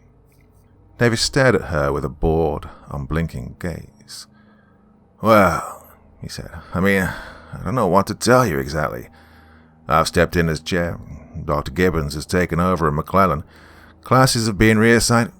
"Sorry," she interrupted, "but it's not She closed her eyes and heaved a frustrated sigh. "Look, who is bottom-lining this situation exactly? The Jesuits? The Vatican? The Italian police? Interpol? Who?" Davis contorted his lips into an exaggerated frown and shrugged slightly. "Well," he replied, "my understanding is that the Society and the Archdiocese are liaising with the Vatican." "Okay," Olivia huffed, "but what are they saying?" The chair remained lackadaisical. "That they've been working with the Italian police to locate Father Merchant. Well, thus far unsuccessfully." "And are there any leads?" Olivia replied with palpable desperation. "Not that I know of," said Davis, shrugging disinterestedly. "Oh, Jesus Christ," Olivia spat, slapping her hands noisily against the arms of the chair. Are they even trying that hard? One of the world's top microbiologists just, vanished into thin air. Does anyone even care? Davis screwed his eyes shut and rubbed his temples. "Look," he said with a sigh, "I understand your concern, I really do. Believe me, everyone around here feels the same way. We're taking it very seriously." "Could have fooled me," Olivia sneered under her breath. "But there really isn't anything else we can do," he continued. "It's out of our hands." Olivia shook her head in obvious frustration. "Right. Okay," she replied brusquely. "Thanks." "Yeah, thanks for wasting my time, asshole," Olivia thought to herself as she left the office. "You know what? Screw this. I'm going to Rome." Simon Merchant awoke in the one-room cottage whence he had suddenly and inexplicably appeared 14 days earlier. Built of stone and thatch, it was outfitted with little more than a table and chair, a simple straw bed, and a wood-burning stove. There was no electricity. Water had to be drawn from a well, and whenever nature called, the priest was compelled to answer in the ramshackle commode just outside the door.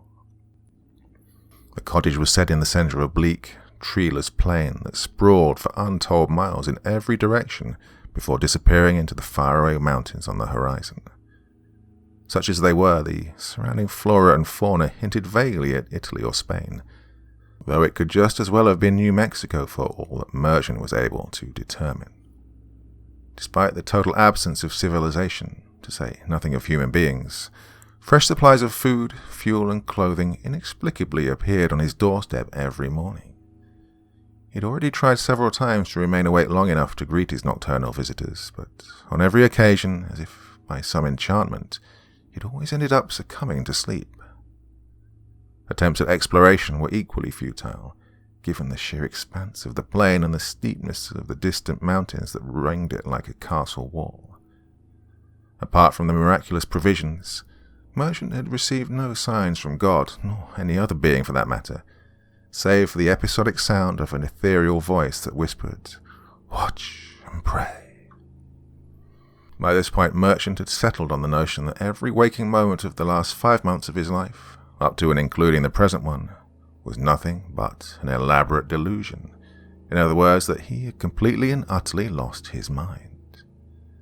As he'd done for the past several mornings, he silently assured himself that none of this was real, that it was all in his head, that the actual Merchant was almost certainly thrashing about in a cushioned room somewhere in Washington.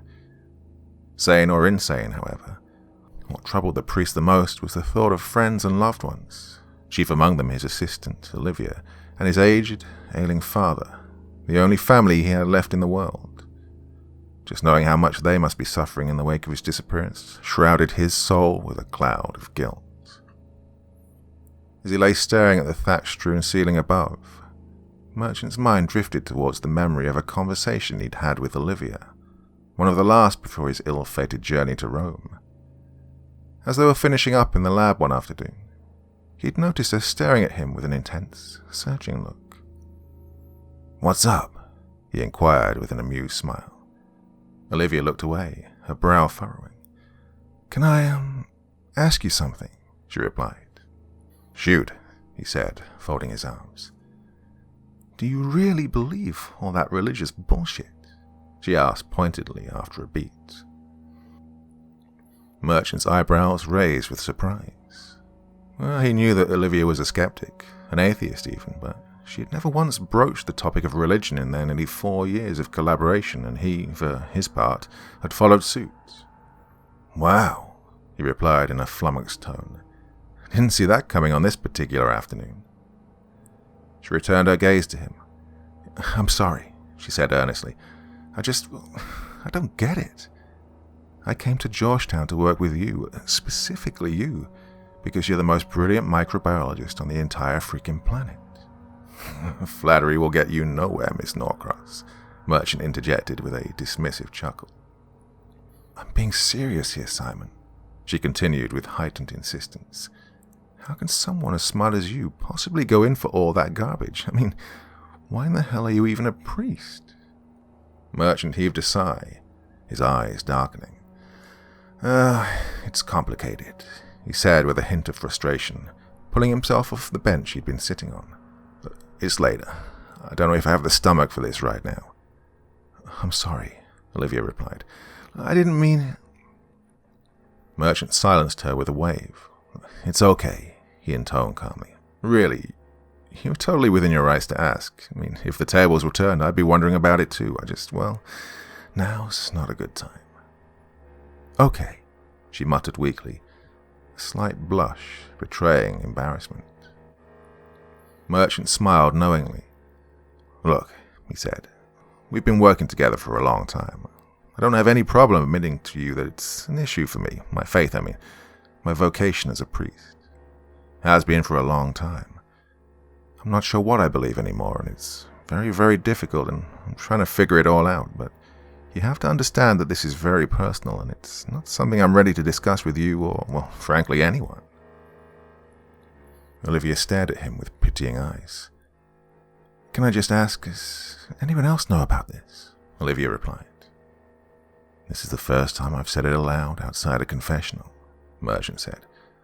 "Come on, let's get out of here." Returning to his present reality, Merchant felt tears lightly welling. "This is why I've lost my mind," he thought to himself. "The struggle between faith and doubt has literally torn it apart." And all at once a new and different voice intruded his sad reverie. "Are you so bored that you're telling yourself stories to pass time?" The voice mused from somewhere at once both near and far. It was male with the slightest hint of an accent. No longer fazed by such occurrences, Merchant groaned and pulled a pillow over his face. "This is not real," he insisted to himself. Just then the door of the cottage swung open, flooding the room with milky morning light. Pushing the pillow away just enough to peek through one eye, Merchant spied a tall figure stepping across the threshold. His appearance sent startled jolts down Merchant's spine. "It can't be," the priest gasped inside his head. The figure before him was a roguishly handsome man in his early 40s, a halo of dark hair ringing his otherwise bald pate, his sharp features set in relief against a short, well-trimmed beard. He wore the cassock of a Jesuit, or be one whose cut and shape belonged to the 16th century. Merchant's recognition was instantaneous. "My God," he said in whispered, complete amazement. "You're Ignatius Loyola." The man kicked the dust from his shoes and took a few more steps into the room. His mouth curled into a grin, his dark eyes twinkling. "Hello, my name is Inigo Loyola. Prepare to pray," he said, eyeing Merchant expectantly. When the latter failed to respond, the man frowned. "Oh, come on," he said with faux exasperation. "Haven't you ever seen The Princess Bride? The big guy upstairs is a huge fan. He never gets tired of that gag." Merchant blinked, his mouth agape. "Oh, tough crowd," the man said with a mirthful laugh, producing what appeared to be a cigar from the folds of his cassock. Is this thing on?" "Who the hell?" Merchant stammered. The man placed a cigar between his lips, and with a snap of his fingers, it magically ignited. "They were going to send Alethius, but I protested," he said, taking a deep drag. "Never send a Carthusian to do a Jesuit's work, especially when there are Jesuit asses on the line." He exhaled a billowing cloud of redolent smoke. "And if it's a Jesuit you're going to send, well, you could do certainly worse than the founder of the order, right?" "It's official," Merchant said to himself. "I am completely, totally, and certifiably insane." The man chuckled. "Oh, come on now," he said with a playful click of his tongue. "Quit feeling sorry for yourself and get the hell out of that bed. It's a beautiful day, and you must join me for a walk." From Berengar of Guisons, De Vampiris et Tales Demonis Incarnati, on vampires and other embodied demons, translated from the Latin by Father Paolo Collini, O.P. Let him who is wise guard himself against the vampire's cunning. Like all who dwell in the abode of the adversary, it is a deceiver without peer. Exploiting mortal weakness, it will stop at nothing to confound the children of God and lay waste to their souls. Though it expertly mimics the speech, action, and even character of its victim, do not be fooled by this canard. The victim's soul has long since fled its body. Only the demon remains. It is said that the progenitor of all vampires was the sorcerer Ben Simeon, the defiler of the covenant, the corrupter of the law, the satanic invert of Moses and all of the patriarchs of Israel. From fear of death, he abandoned the God who had freed his people from bondage and elevated them above all nations. Instead, he placed his trust in Yophiel, the demon of vanity, who claimed dominion over his body and consigned his soul to the eternal fire. To this day, the vampire walks the earth, forever slaking its insatiable lust for blood. Sebastian Myslewski hammered his fist against the door impatiently, sending a thunderous echo through the gloomy halls of the Dominican Priory of Santa Sabina. "Father Collini," he bellowed, "are you in there?" From behind the door, Myslewski could hear a television blaring loudly. "Goal!" an announcer proclaimed, followed by the sound of a roaring crowd. "Damn it all," growled someone within. The television went silent, replaced by scraping footfalls, and a moment later, the door opened. They completely blew it," Father Collini spat, his neck draped in the blue and white scarf of the Lazio football club. "Aye, and against Roma, no less. Gave up 3 goals, those bums." "I assume you're referring to some kind of athletic competition," Myslewski replied sardonically. "My condolences. I know how emotional you plebeians tend to get over such things." Collini frowned and shook his head. "Chut," he muttered, stepping aside. Myslewski folded his hands behind his back and entered the tiny, dust-covered cell, its floors and furniture littered with books. Collini removed his scarf and tossed it onto the bed with a mournful sigh. "The Holy Father has arrived at a decision, I presume," he said. Myslewski nodded, taking a seat on one of the few amenable chairs. "You and I, as well as Ortega and Goyen, have been summoned to meet with the Cardinal Secretary of State this afternoon." "Goyen," Collini said, his eyebrows raised. "But he left the priesthood, remember, in response to the abuse scandals." "Yes," Myslewski replied, "which is probably what we should have done as well." Slumping down on his bed, Collini heaved another somber sigh. "Yes, well," he muttered, followed by a long pause. "What do you expect His Eminence will say?" "Based on Cardinal and Goa's speculations," Myslewski replied, "I assume we're being recruited to kill vampires." Collini studied the floor pensively. "In that case," he said, "it's high time that you knew the truth. We must speak with Ortega and Goyen post-haste." "The truth about what?" Myslewski asked, puzzlingly. "About the first vampire," Collini replied. On the table to your right is a facsimile of a 13th century Sephardic text entitled Atruhat Ean al-Sir, a treatise on sorcery, written by Rabbi Ibrahim ben Suleiman. It has been in my possession for years, yet, as far as I know, no one in the Christian world is aware of its existence. Myslevsky glanced at the ancient tome, his brow furrowing. "Well, what does it say?" he asked. "Simply put," Golini replied, "the story of Simeon ben Simeon is a complete fabrication, invented by the medieval church to conceal an abhorrent truth.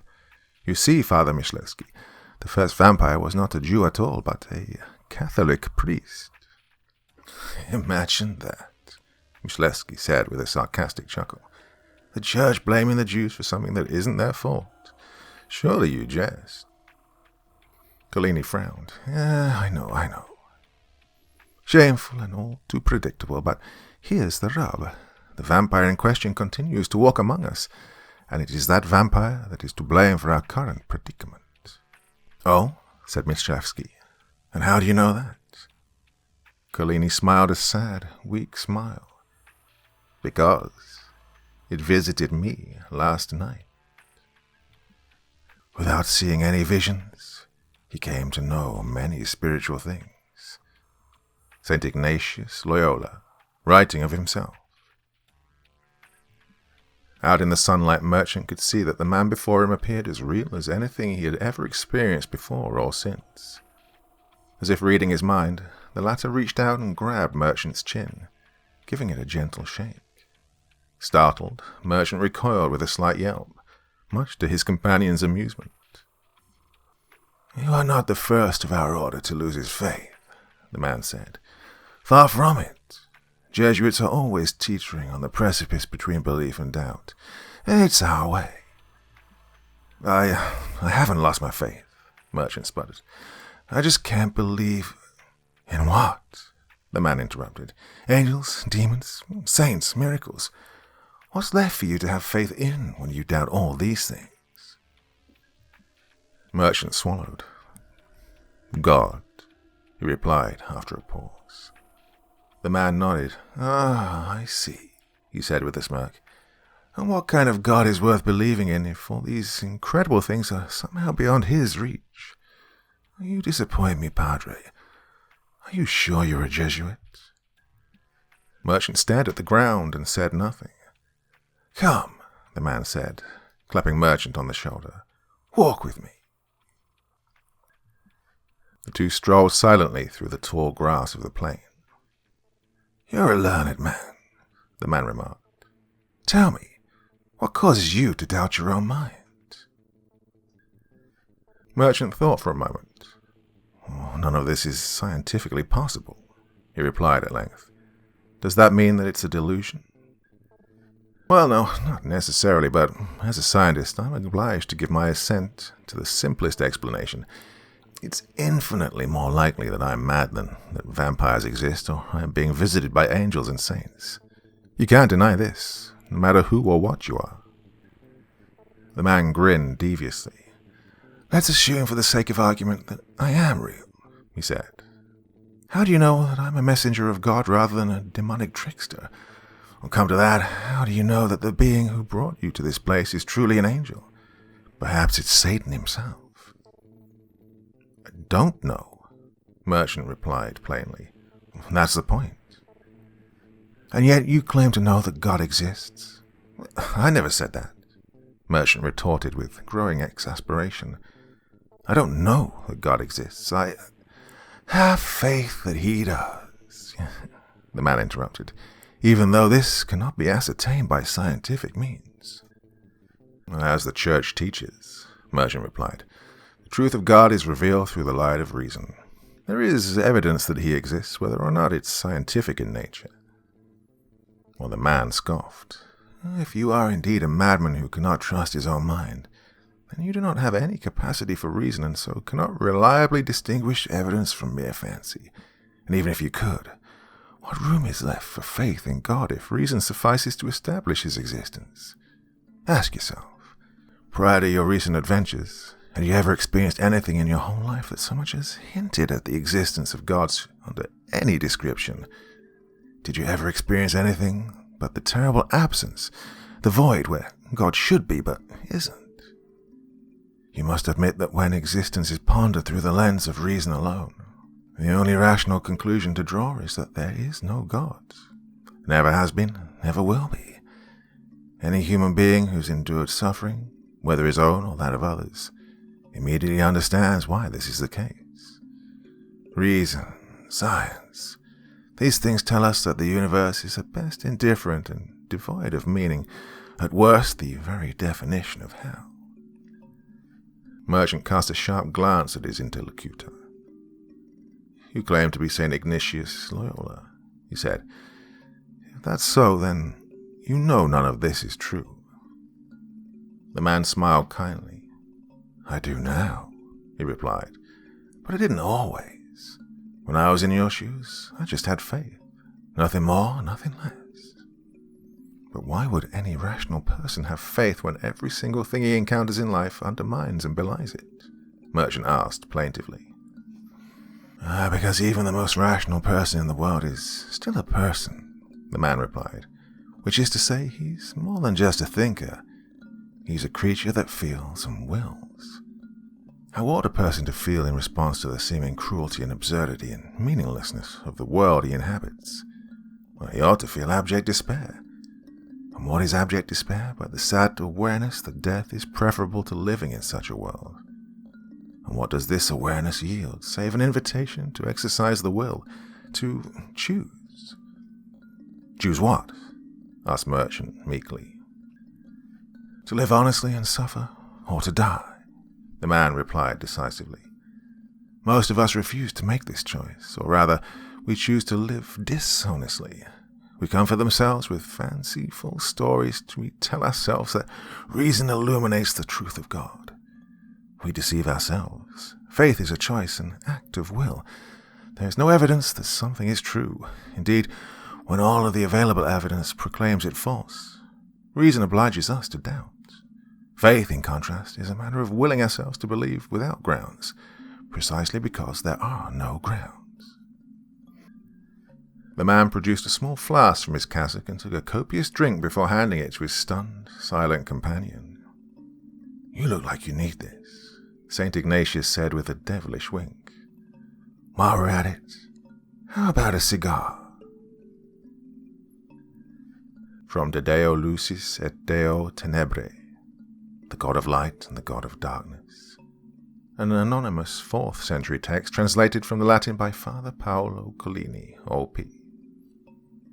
There is not one God but two, co-eternal and equal in power and wisdom. The one is called darkness, discord, and death. The other, light, love, and life.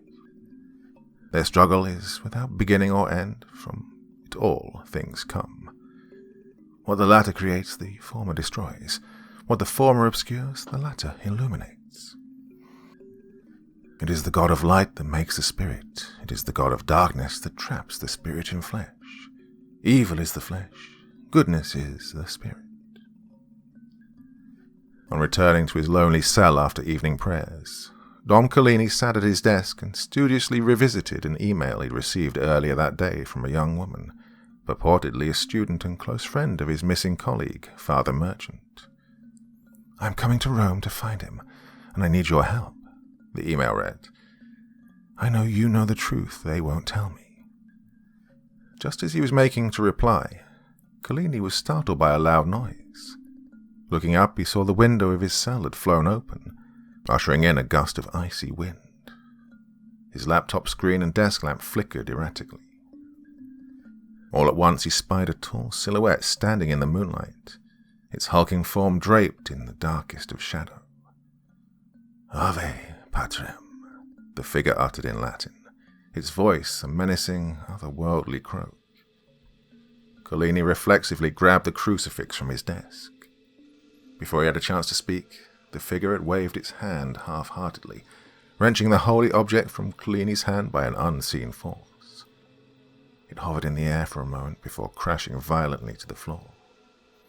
Rising slowly from his chair, Collini steeled himself.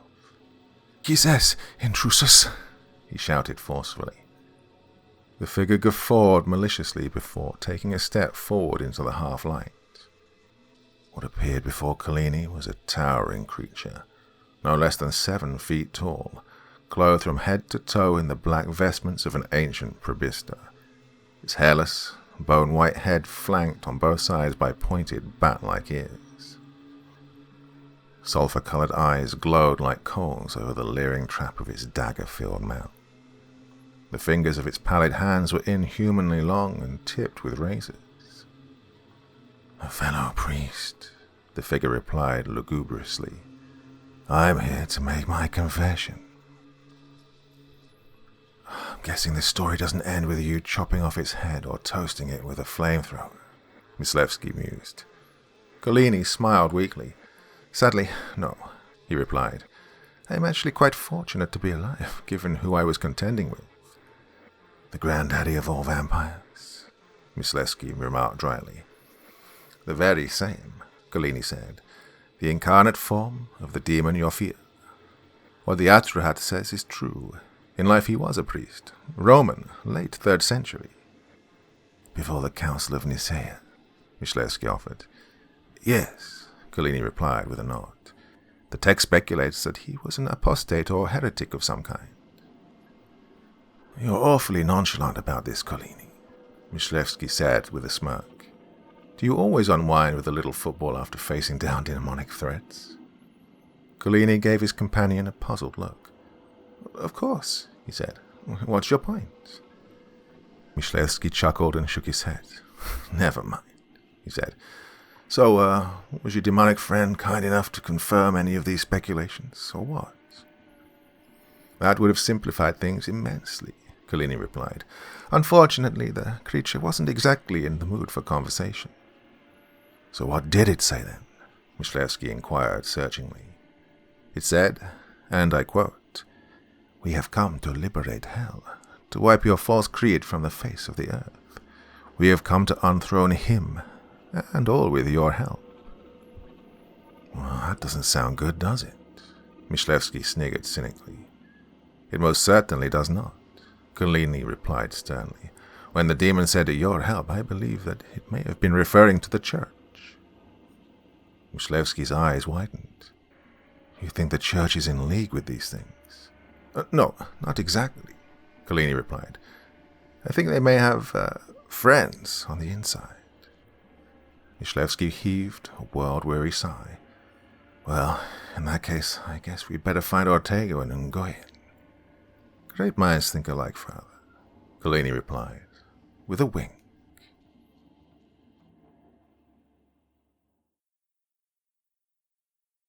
Part 4. The Order of the Knights of the Sacred Heart. From the Constitutio Ordinis Militum Sacri Cordis, the Constitution of the Order of Knights of the Sacred Heart, translated from the Latin by Father Paoli Collini, O.P. In accordance with the will of Adrian IV, the successor of the Prince of the Apostles and Supreme Pontiff of the Universal Church, I, Alethius of Chartres, prefect of this institute, do hereby order the raising of a holy army under the sign of the most sacred heart of Jesus, that shall wage relentless war with fire and steel against all the battalions of hell until every infernal spirit that preys upon the children of God has been eradicated from the face of the earth. Its ranks shall encompass capable men of arms who, having already distinguished themselves for valor and resolve in the Holy Crusades, will assume priestly vows of poverty, chastity, and obedience, consecrating themselves body and soul to the Church and her mission of salvation. Taking up the sword as their rood, and donning mail as vestments, these holy knights shall lay waste to the foes of Christ. Destruction shall be their sacrament. Amendment, 6th of June in the year of our Lord, 1593. Pursuant to the decree of His Holiness Clement VIII, the Order of the Knights of the Sacred Heart is hereby entrusted to the Papal Swiss Guard, who shall maintain it as a secret division under the continued authority of the Institutum. From the declassified personnel files of the Pontifical Institute of Occult Studies. Ortega, Tomas. Born in Cadiz, 22nd November 1965. Ordained in the Archdiocese of Sevilla, 14th May 1989. Admitted to the Franciscan Order, 27 October 1994. Received the doctorate in biology from the Pontifical University of Salamanca, 1992. Professor of Cellular and Molecular Biology at the Pontifical University of St. Bonaventure. Fellow of the Pontifical Academy of Sciences. Chair of the Department of Cellular Biology at the Pontifical Institute of Occult Studies. Principal areas of research: mechanisms of cellular mutation in vampires, lycanthropes, and other supernatural specimens. Ossing, Elias. Born in Zurich, 12 February 1979. Graduated with distinction from the Swiss Military Academy 2001. Rank, Lieutenant. Admitted to the Pontifical Swiss Guard, 6th May 2005. Promoted to the rank of Captain, 2007. Admitted to the Order of the Knights of the Sacred Heart, 2008. Named Superior General of the Order of the Knights of the Sacred Heart, 6th May 2014. Nguyen Lê. Born in Ho Chi Minh City, 2nd December 1976. Ordained in the Archdiocese of Hanoi, 16th June 1997. Received the doctorate in mechanical engineering from the Massachusetts Institute of Technology, 2000. Admitted to the Society of Jesus, 7 May 2005. Research Fellow in Engineering, Computer Science and Technology at the Pontifical Academy of Sciences. Chair of the Department of Engineering at the Pontifical Institute of Occult Studies. Principal areas of research: developing technologies for capturing and subduing supernatural specimens. Addendum. Nguyen voluntarily abandoned the clerical state in January 2016 and has since been officially laicized. He is lapsed but has not formally left the church. As of 2017, he is employed as a research scientist at Grand Tech Robotics in Rome. "Hello, Nguyen," said sheepishly into his ancient flip phone. "Collini," Nguyen replied, his voice sounding weary and bedraggled. "What on earth?" "I apologize for calling you out of the blue like this," Collini stated with a note of apology. "I know it has been a long time." "4 years, to be precise," Nguyen replied sourly.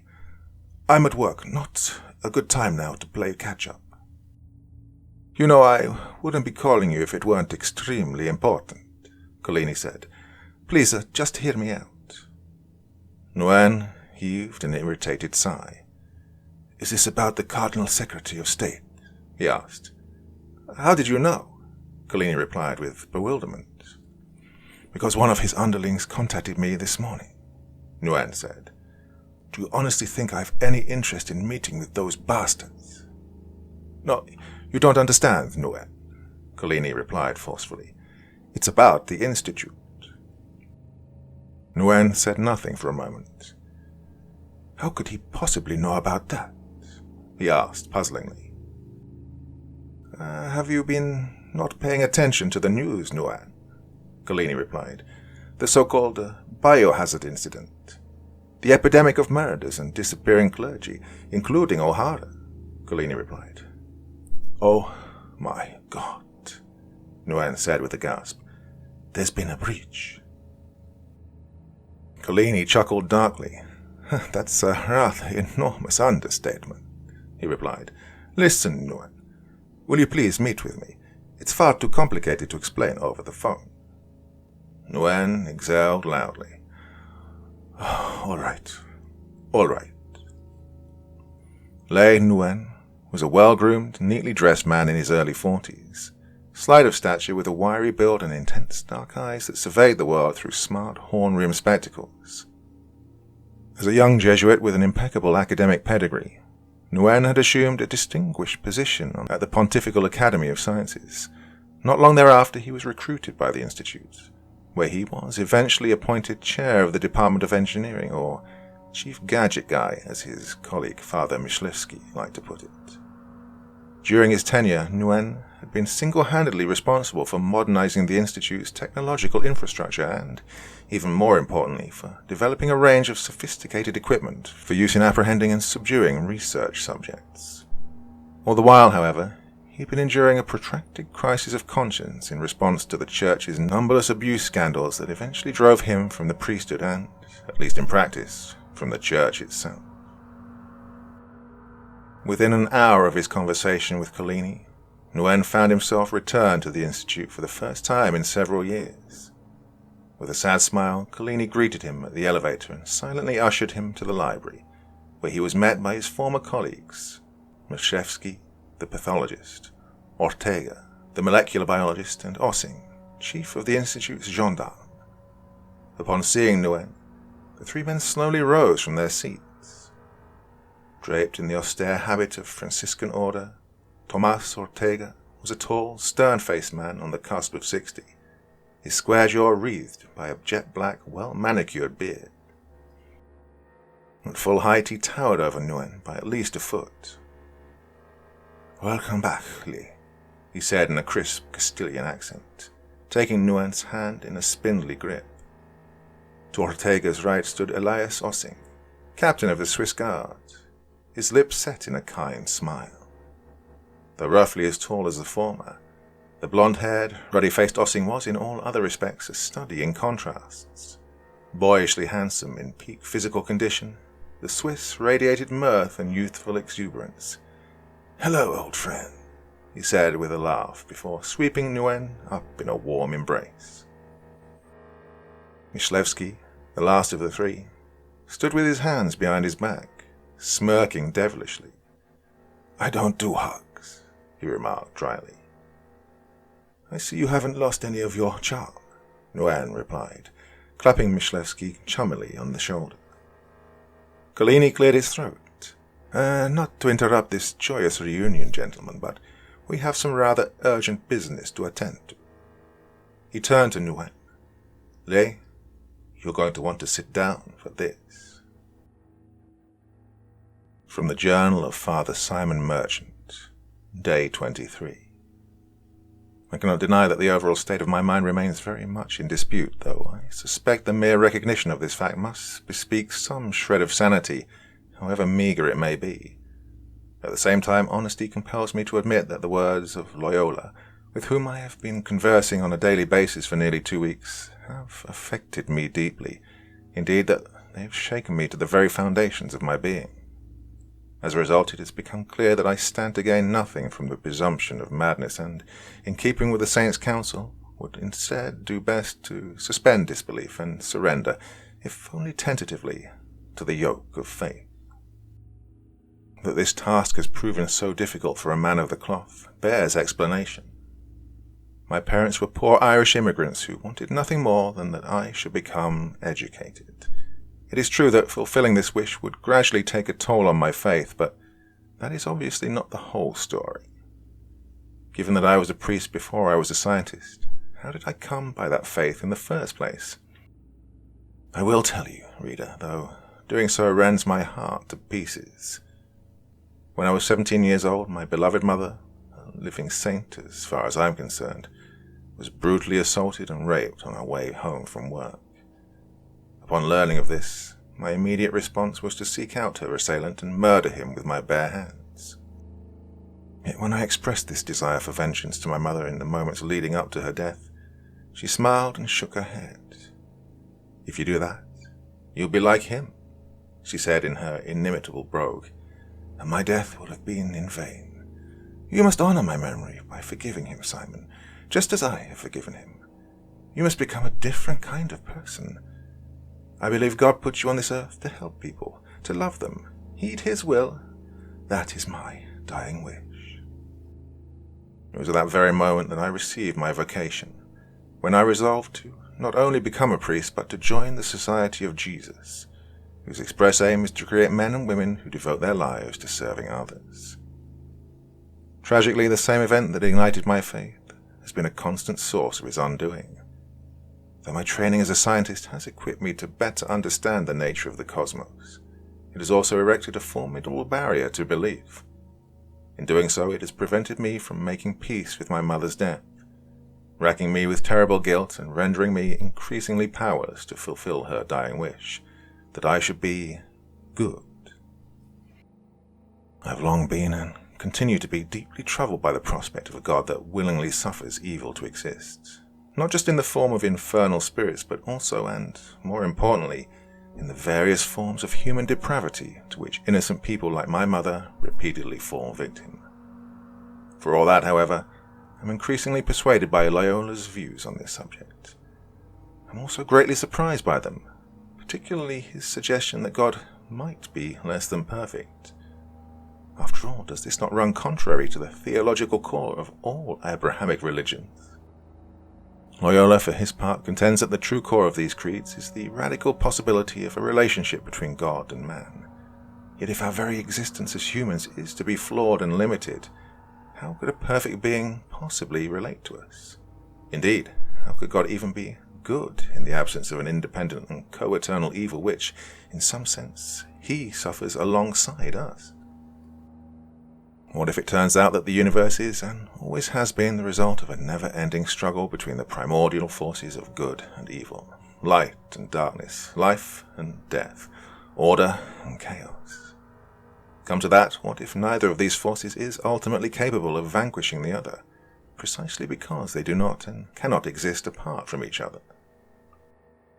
Though he refused to speak decisively on the matter, Loyola did suggest that all of the religions of the world may be rightly viewed as so many metaphors expressing the same underlying truth, namely that our foremost imperative as human beings is to align ourselves with God and, by extension, to do whatever is in our power to nurture, strengthen, and sustain that force which drives the universe toward balance and equilibrium, the force of harmony, relationality, goodness, and love. The Church may not have a monopoly on this imperative, but it does have an especially potent means of bringing it to life in the story of Christ. After all, what is love if not the willingness and the desire to sacrifice oneself for the good of others? When we follow this reasoning to its logical conclusion, we find that all of the various and sundry manifestations of the opposing force, again, not just the snares of the devil, but also the crimes of men, are ultimately manifestations of a fundamental selfishness.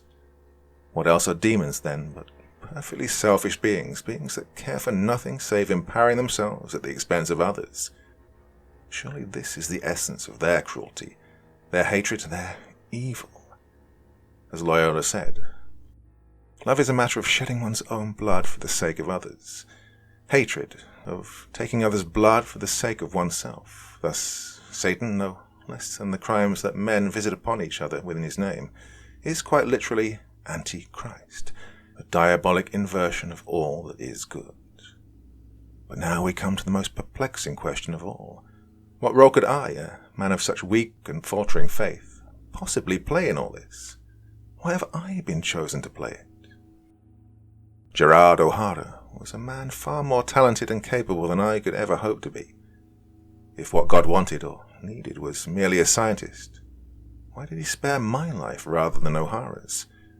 Why didn't he suffer me to join the ranks of his enemies? When I put these questions to Loyola, his response was as follows. Why did God command Abraham to sacrifice Isaac? If we are honest, we must admit that there is not and cannot be any rational answer to that question.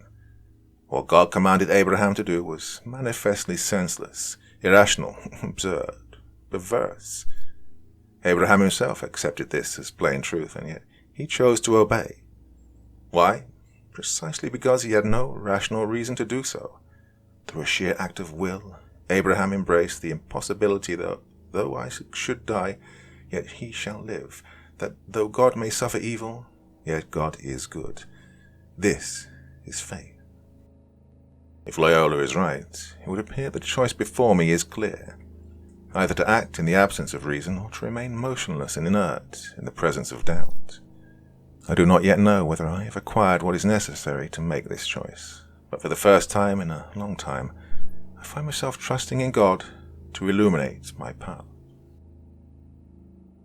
After Collini had finished his story, Nguyen stared at the floor of the library in stunned silence, utterly shell-shocked. "Are you all right, Lay?" Captain Ossing asked concernedly. Nguyen turned his dark eyes upward, but made no reply. "I know it's a lot to take in," Collini said meekly, At least you know why you're here." Nguyen heaved an exhausted sigh and shook his head. "All right," he muttered in a near whisper. Not long thereafter, the 5 men found themselves in the same shadowy antechamber where Collini and Myslevsky had testified mere days previously. Before them sat the stern and inquisitorial Cardinal Secretary of State, flanked on his right by the rotund Cardinal Michelet. "It is a pleasure to see you again, fathers," Michelet said to Collini and Myslevsky in a simpering voice. "Oh, the pleasure is all ours," replied Myslevsky, with barely concealed sarcasm. The 5 dutifully kissed the Cardinal's rings before taking their seats. "Let's cut to the chase," the Cardinal Secretary said, adjusting his reading glasses and glowering menacingly. "The Holy Father has reviewed the findings of our investigation and has issued the following directive." Michelet handed him a document. "It is a solemn judgment of the Holy See. The adversary, with the aid of his infernal armies, conspires to unleash a fearsome assault against not only the Holy Catholic Church, but the whole of creation, the nature and scope of which is unprecedented in the annals of human history. It is our will, accordingly, that the Pontifical Institute of Occult Studies, under the direction of its senior-most leadership, shall marshal the full force of its erudition in the service of investigating and neutralizing this threat by the swiftest and most efficacious means possible. In the most holy name of our Lord and Savior Jesus Christ, we hereby rescind the order of our predecessor, Paul VI of blessed memory, and decree the immediate reformation of the Ordo Militum Sacri Cordis, in accordance with the original constitution of Saint Alythius of Chartres. Through the solicitude of the Blessed Virgin Mary, the intercession of the holy saints and martyrs, and the protection of the angels, may Almighty God bless this sacred mission and bring it in victory. In nomine Patris, et Filii, et Spiritus Sancti. Amen." The secretary returned the document to Michelet and fixed his steely gaze on the company seated before him. "As the senior-most leadership of the Institute," he pronounced gravely, "it is incumbent on you to ensure that the Holy Father's wishes are fulfilled." "Told you so," Myslevsky muttered under his breath. Nguyen shot a look at Collini, who nodded reassuringly in response. "With respect, Your Eminence," Collini said, "my colleague Mr. Nguyen has abandoned the clerical state and is thus no longer in the employ of the Institute. What does this matter have to do with him?" "That is for him to decide," the secretary replied brusquely, turning his attention to Nguyen. "The Holy Father is well aware that you are an ex-priest, sir, not to mention a lapsed Catholic. As far as I am concerned, you are a traitor to the Church who should have been excommunicated ages ago, but my opinion is irrelevant. The Holy Father believes that you are essential to the success of this endeavor. Obviously, it is your decision to make. Neither I nor he nor anyone else can compel you to participate against your will." Nguyen chuckled and shook his head. "Why should I?" he inquired indignantly. "Because a pope who has spent the better part of his tenure covering up the Church's crimes against innocent children needs a favor." The secretary slammed his fist against the table, causing Cardinal Michelet to jump with a start. "That is between you and God," he roared angrily, "assuming you even believe in him." Nguyen bolted upright from his seat, his eyes blazing. "It's all right, Lee," Collini whispered, lightly pulling him back down. "Your Eminence," Collini said to the secretary, "rest assured that my colleagues and I will discuss the matter with Mr. Nguyen, and that any decision on his part will be made in light of our counsel. However, may I please ask an additional question or two by way of clarification?" The secretary sank back into his chair and sighed with exasperation. "Go on," he replied grimly. "Thank you, Eminence," Collini said with a respectful bow. "As you are surely aware, His Holiness Clement VIII amended Alythius's constitution in 1593 and entrusted the order to the Pontifical Swiss Guard, under whose command it remains to this day. Captain Ossing here is its superior general." The secretary glanced at Michelet, silently ordering him to make a reply. We weren't even aware of the existence of the order, to say nothing of your institute, until last year, Michelet said. Nevertheless, we know that it hasn't been functioning as a military force in anything but a nominal sense since 1967. If I may, Your Eminence, Captain Ossing replied, what exactly do you mean by military force? The order is the gendarme of the Institute. In this capacity, we are solely responsible for locating, capturing, and containing research subjects. This is an extremely dangerous endeavor that requires significant military training and equipment. But you are not waging war against them, Michelet retorted with uncharacteristic force. You are merely trapping them in order to study them. The Holy Father is commanding you to destroy them. From now on, any and all research will be undertaken solely with this goal in mind. Furthermore, as I am the one who has been charged with overseeing this operation, you are answerable to me, and I am ordering you to formulate a plan, which I expect on my desk within 5 days. That's not very much time, Your Eminence, Father Ortega remarked. 5 days, Michelet roared, and with that, the meeting was abruptly at an end. As the ancient streets of Rome began to fill with twilight, the 5 men once again found themselves in the library, where they sat slumped and exhausted around a large oaken table. Collini turned to Nguyen. What do you think, Lay? He asked, breaking the silence. No one could blame you for saying no. Certainly we wouldn't hold it against you. Nguyen said nothing for a moment before heaving a wearied sigh. Look, he replied, I may be estranged from the Church, but I have never abandoned her teachings. I have never lost my faith. I know, we all know, that demons are real, that they are extremely dangerous, and that they are wreaking havoc all around as we speak. We also know that it's going to take some serious ingenuity to fight them. That's why we need you with us, Ossing said with a kind smile. Are you in? I can't answer that question decisively until we figure out what the hell we're going to do, Nguyen replied. In the meantime, I'm still here, aren't I? Good man, Ossing said, clapping his friend on the shoulder. The others nodded approvingly. Lay is right, Collini remarked after a moment. We do need a plan, so let's start by enumerating the facts on the ground. What do we know with certainty at present? To begin with the casualties, Ossing replied, clearing his throat. Since the Bruno case, there have been 42 confirmed murders and 51 disappearances, including Merchant, O'Hara, and other Institute colleagues. With a handful of exceptions, all of the missing parties are clergy or else otherwise affiliated with the Church. It is as the demon Toccolini, Father Ortega interjected. They are clearly at war with the Church. Yes, Collini replied, and they are using clergy to build an army, and that is my theory at any rate. Okay, let's back up for a moment, Nguyen said. With that many people dying and disappearing, how are the police responding? There's also the nature of the murders, Myslevsky added. How does a man weighing 15 stone end up with his head smashed against the ceiling nearly 100 feet from the ground? My friends are in the coroner's office and utterly confounded by these slayings.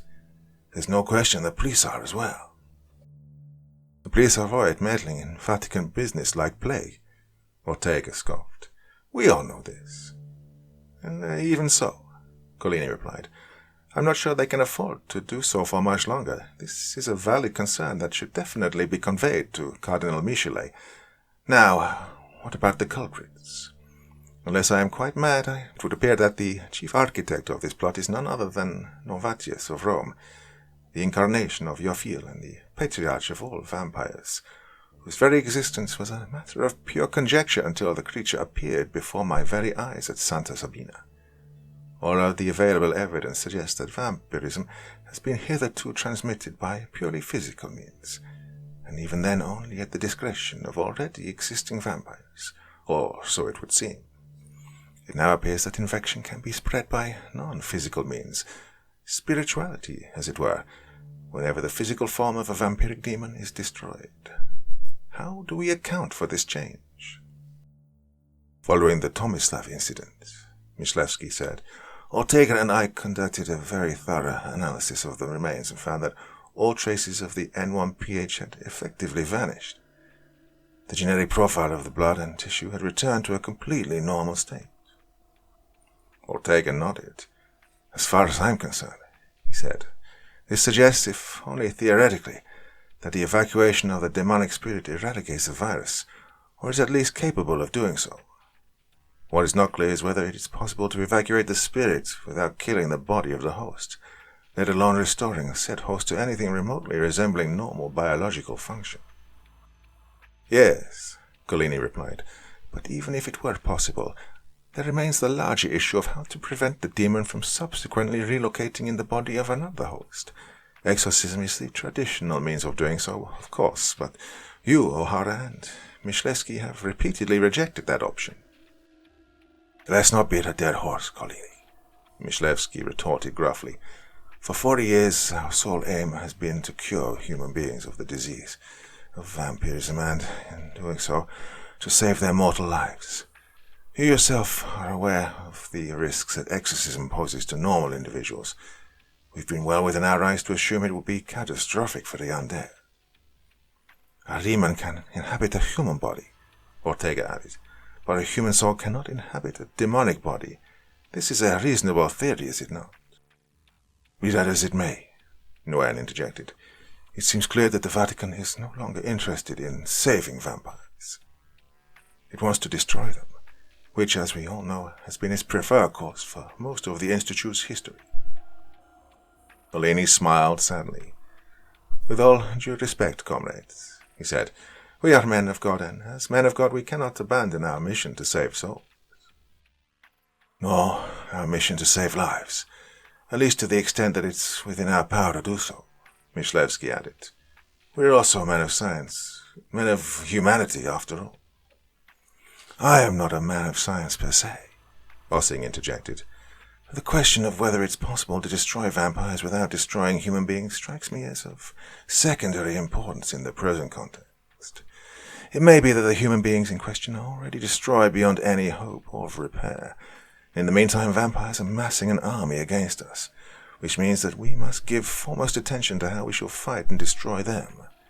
Despite its small size, the Order of the Knights of the Sacred Heart is, without question, one of the most highly skilled and well-trained combat forces in the world. It would have to be, considering that the typical vampire is capable of moving at speeds in excess of 40 kilometers an hour, and can exert force 10 times its own weight. At least some of them have the ability to alter their physical form, to psychologically manipulate human beings, even to use telekinesis. While it's true that the Order hasn't been in the business of actively hunting vampires for several decades, let alone waging war against an organized army of them, everyone in this room knows that my men and I are capable of successfully neutralizing them when and if the need arises.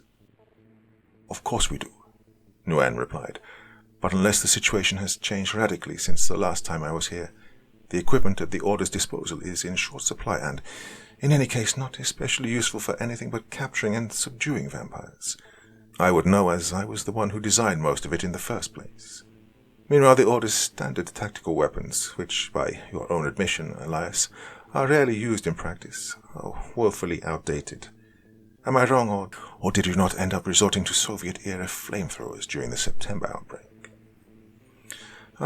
You are not wrong, Lay, Collini interjected, but you forget that it was precisely the use of these weapons that prevented the virus from spreading further, or so it would appear.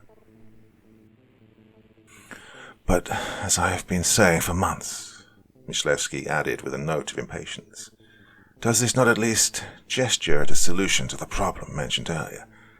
Why would destroying the vampires with flame prevent further infection, unless doing so in some sense serve to eradicate the demonic spirit? Perhaps it did, Father Myslevsky, Collini replied, but I have my doubts, sir. Let us not forget that the vampires in question had only been possessed for a few minutes at the time of their destruction, and were arguably still in the process of transforming. We have no idea if the same consequences will result in the case of a mature vampire. It won't be easy for us to test that theory in any case, Ossing remarked dryly. Incendiary weapons may be powerful, but they are also extremely ungainly. Many, if not most, mature vampires could easily dispatch a man with a flamethrower before he even has a chance to pull the trigger. In my judgment, this is not the best option. Oh, sorry to interrupt, Nguyen said, but aren't these issues best left for me to address? I'll take care of the weapons. Fear not, I work fast, and I get things right the first time. That you do, Collini replied with a tired smile. So, does this mean you're in? Nguyen heaved a heavy sigh and nodded. Excellent, Collini said briskly. You and Captain Ossing should devote foremost attention to developing the manpower and equipment necessary to wage this war effectively. The rest of us will continue to investigate other options as circumstances permit. But it seems to me that our most pressing concern is to ascertain where our enemies are spending their daylight hours. It is fortunate for us that vampires are pack animals, Ortega said. Track one and you've tracked them all. Collini nodded. And there is one in particular that deserves pride of place in our hunt, he said gravely. Vampires are dangerous, but a vampire with advanced training in microbiology is positively deadly. It's not difficult to imagine what such a vampire might get up to researching. O'Hara, Myslevsky replied. Shit, I hadn't even considered that angle. I shall write up a summary of this meeting for Cardinal Michelet's edification, Collini said. Tomorrow we shall convene the entire institute. Oh, what's left of it, Myslevsky mused darkly. Before we adjourn, gentlemen, Collini said, I'm afraid there's one additional wrinkle that merits our attention. Collini produced a cell phone from his robes and nimbly flicked his fingers across the screen. This is an email I received on 3rd of February. Dear Father Collini, my name's Olivia Norcross. I'm a doctoral student in microbiology at the Georgetown School of Medicine who until recently served as chief research assistant to Father Simon Merchant. In September of last year, I received a call from Father Merchant less than 24 hours before the so-called biohazard incident that preceded his disappearance. Although he seemed extremely troubled, even frightened, he insisted that he was merely doing consultation work for a Vatican lab and refused to divulge any additional details. He did, however, provide contact information for you and Father Gerard O'Hara, the latter of whom, of course, was killed during the aforementioned incident. As all of the relevant parties, not least the Vatican itself, have and continue to be extremely close-mouthed about what happened, I've decided to venture to Rome to undertake my own investigation, and I'm reaching out to you in the hopes that you can be of assistance. I've tried contacting you at the Pontifical University several times to no avail. If you receive this email, please contact me. Regards, O. Norcross. Myslevsky threw his hands up with a loud sigh. Oh, that's just fantastic, he sniggered. Did you reply? Ortega asked worryingly. Unfortunately, I was interrupted by an uninvited guest from hell, Collini replied with a smirk. February 3rd, you said? Asked Ossing. She may very well be in Rome as we speak. We obviously can't allow her to get involved with this, if only for her own safety. Plus, she is an American, Myslevsky muttered to himself. I loathe Americans. I quite agree, Elias, Collini replied. However, what if she is right to assume that Merchant is still alive, as the Vatican itself suspects? If he had succeeded in his suicide attempt, surely police would have recovered his body. Or else he failed and has since joined O'Hara in the ranks of the undead, Myslevsky countered. Oh, a fine situation we find ourselves in, gentlemen, isn't it? A quiet tapping at his window roused Cardinal Michelet from bed. Glancing at a clock, he saw it was 5 minutes past midnight. Throwing back the curtains, Michelet beheld the shadowy form of Gerard O'Hara, his bloodless face ringed by eerie moonglow. Michelet opened the window without the slightest hesitation. I apologize, he said sheepishly. I was reading in bed and must have nodded off. The former Father O'Hara leered.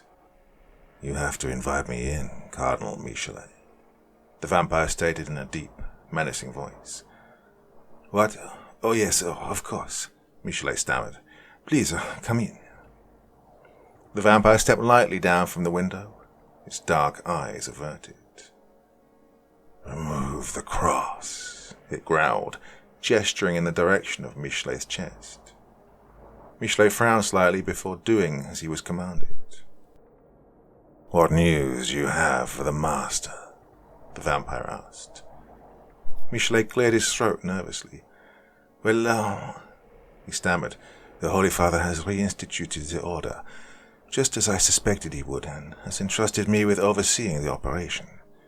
The Institute is figuring out the details as we speak, but the overall point is clear. The Church is raising an army against you." O'Hara snickered fiendishly. "Is that so?" Michelet nodded. "I have deployed a member of the Institute, a Swiss guard, to spy on the Institute's leadership," he replied. "Any information that I receive will be relayed to you as soon as it becomes available." "Good," O'Hara stated flatly. But what about your end of the bargain?" Michelet inquired.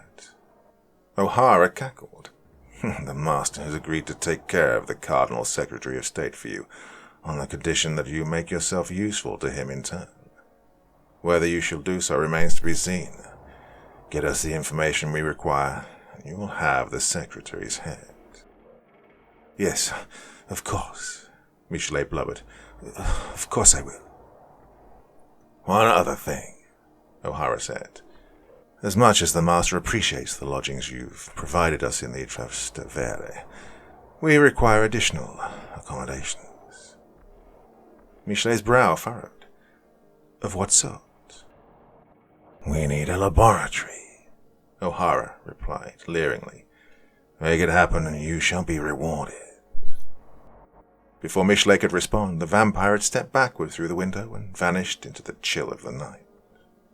From Ibrahim ben Suleiman's Etrohat Ayan Alsi, a treatise on sorcery, translated from the Aramaic by Father Paolo Collini, O.P. There are 7 orders of Malachim, angels. The angels of the first day, who are called messengers or watchers. The angels of the second day, who are called the burning ones. The angels of the third day, who are called the winged ones. The angels of the fourth day, who are called powers or dominions. The angels of the fifth day, who are called virtues or strongholds. The angels of the sixth day, who are called rulers or principalities. And the angels of the Lord's day, who are called archangels. Of these 7 orders, the first 6 are ruled by princes, each of whom is ruled in turn by 4 archangels. Gabriel, the angel of the north, of wind and of winter. Michael, the angel of the south, of fire and of summer. Raphael, the angel of the east, of earth and of the autumn. And Uriel, the angel of the west, of water and of the spring. So too are there 6 princes of the Shedin, demons or fallen angels. Ashmodei or Abaddon, the demon of the first day, who is called Ra. Ashtaroth or Belphegor, the demon of the second day, who is called Sloth. Baal-zebub, the demon of the third day, who is called Gluttony. Belial, the demon of the fourth day, who is called Lust. Mammon, the demon of the fifth day, who is called Greed. And Azazel, the demon of the sixth day, who is called Envy. Each of these princes rules over 600 demons, and is ruled in turn by the adversary, Satan himself, the demon of pride, who is called the venom of God, Samael, or, by the Christians, the morning star, Lucifer. Yophiel, demon of vanity and father of the Alachim, the vampires, belongs to the order of Beelzebub, the ravenous one, as to all evil spirits that have taken flesh. On the morning of the 39th day, Simon Merchant awoke to a blinding, otherworldly light that permeated every corner of his humble hermitage. When his eyes adjusted, he beheld the angel Shimshuel, standing at the foot of his bed, beaming at him with pure and radiant love. "The time is nigh," the angel said with ethereal gravity. "Are you prepared to undertake the work?" The merchant closed his rapidly tearing eyes. I don't know," he whispered despairingly. "Would you do it for me?" came the reply in a different and all too familiar voice. The merchant opened his eyes with a start. "Olivia?"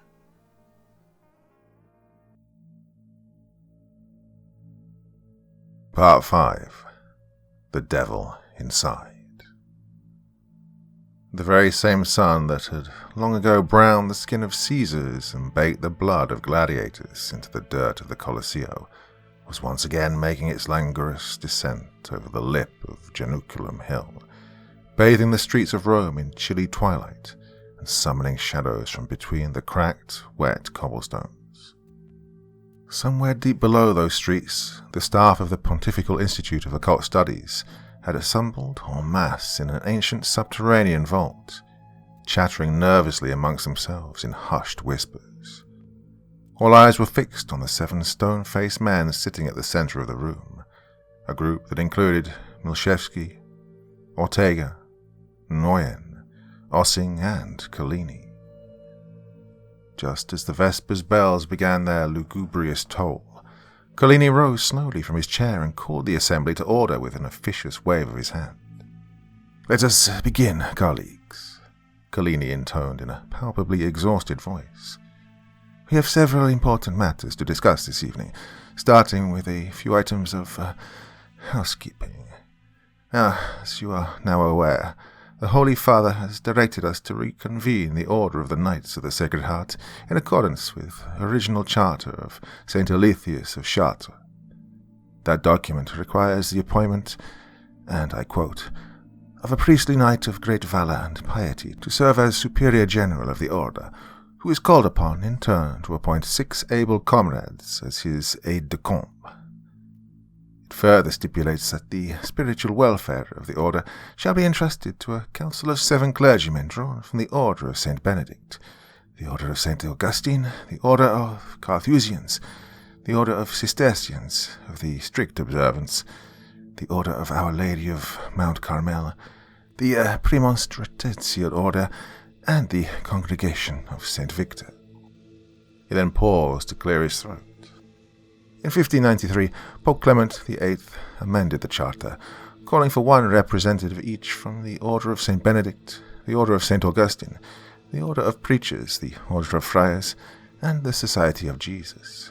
Now, at our request, the Holy Father has given us permission to honor his predecessor's amendment, and so has entrusted the spiritual welfare of the order to myself and 4 of the men you see before you. To my left are Father George Vent, representing the Benedictines, Father Pedro Ruiz, representing the Augustinians, and to my right are Fathers Tomas Ortega, representing the Franciscan order, and Father Sebastian Milszewski, representing the Jesuits. Also to my right are Captain Elias Ossing, whom the Holy Father has agreed to retain as Superior General of the order, as well as Mr. Lay Noyen, who has been given leave to resume his former position as head of the Department of Engineering. With all of that tedious business out of the way, I respectfully yield the floor to them. Gentlemen? Collini gestured to Noyen and Ossing before taking a seat. The 2 shot each other a quick glance. "Do you want to go first?" Ossing muttered. "I'm terrible at public speaking." "Watch and learn," Noyen replied with a grin, before rising and turning to the assembly. "Colleagues," he began enthusiastically, "as you know, the Holy Father has directed us to marshal all of our available resources in the service of swiftly and effectively neutralizing the present demonic threat. At the forefront of this effort are the Order of the Knights, whom, as you also know, have mostly been in the business of hunting and capturing vampires for the past several decades, rather than slaying them." "Well, not deliberately, at least," Ossing interjected flatly. "Vampires never submit without a fight, and for this reason, it's occasionally proven necessary to dispatch them in the field."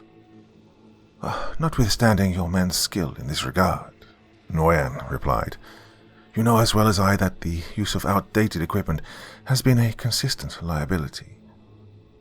Ossing nodded grudgingly.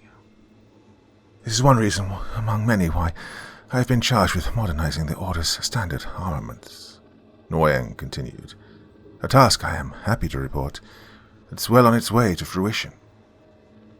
Nguyen gestured to a pair of Swiss guards near the exit, who swiftly produced a metal table and wheeled it to the fore. The table was covered with a sheet which Nguyen deftly swept aside, revealing a vast array of mysterious objects. Look here, Nguyen said with a smirk. We have military-grade Kevlar helmets outfitted with full-spectrum ultraviolet lamps, capable of inflicting third-degree burns to undead flesh in a matter of seconds. We have 223 caliber bullets tipped with a proprietary silver alloy that disintegrates into lethal shrapnel upon impact. We have 50-inch katana swords made from the same alloy. Well, I could go on, but let me cut to the chase. These are extremely powerful weapons that are more than capable of swiftly and effectively destroying the bodies of our demonic enemies. The more pressing issue before us is how to do this while simultaneously preventing their spirits from possessing other bodies. While there is some evidence to suggest that fire is capable of doing so in the case of newly turned vampires, it does not appear to have the same effect on older specimens. What Mr. Nguyen says is true, Ossing interjected. We know this thanks to the brave sacrifice of a certain individual who, just last week, volunteered to serve as a guinea pig. Now, that individual was armed with a standard-issue flamethrower and was able to neutralize several baby vamps without issue. However, when he turned his weapon on an older specimen, estimated to be around 90 years old, he turned within minutes of neutralizing the creature and has been since neutralized himself. A wave of nervous murmuring erupted among the assembled staff members. The good news, Ossing continued, is that we appear to have a workable solution.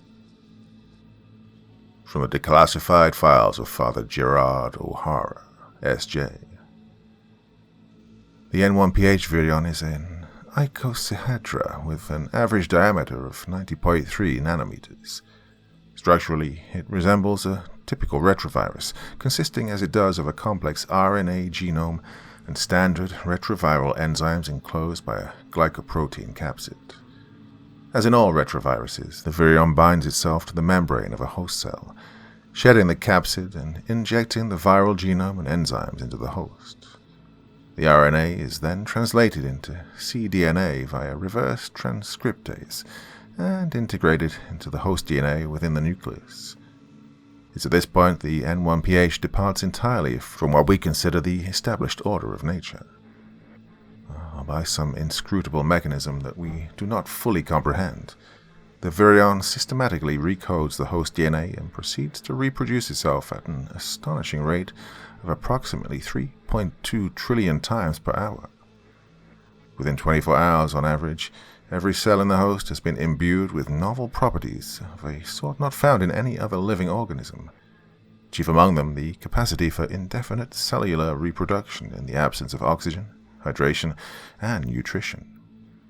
Within 12 hours of infection, a network of microscopic structures resembling capillaries branches out from the stomach and weaves among the host cells, forming a sort of web that allows for the direct absorption of blood into the cellular mitochondria.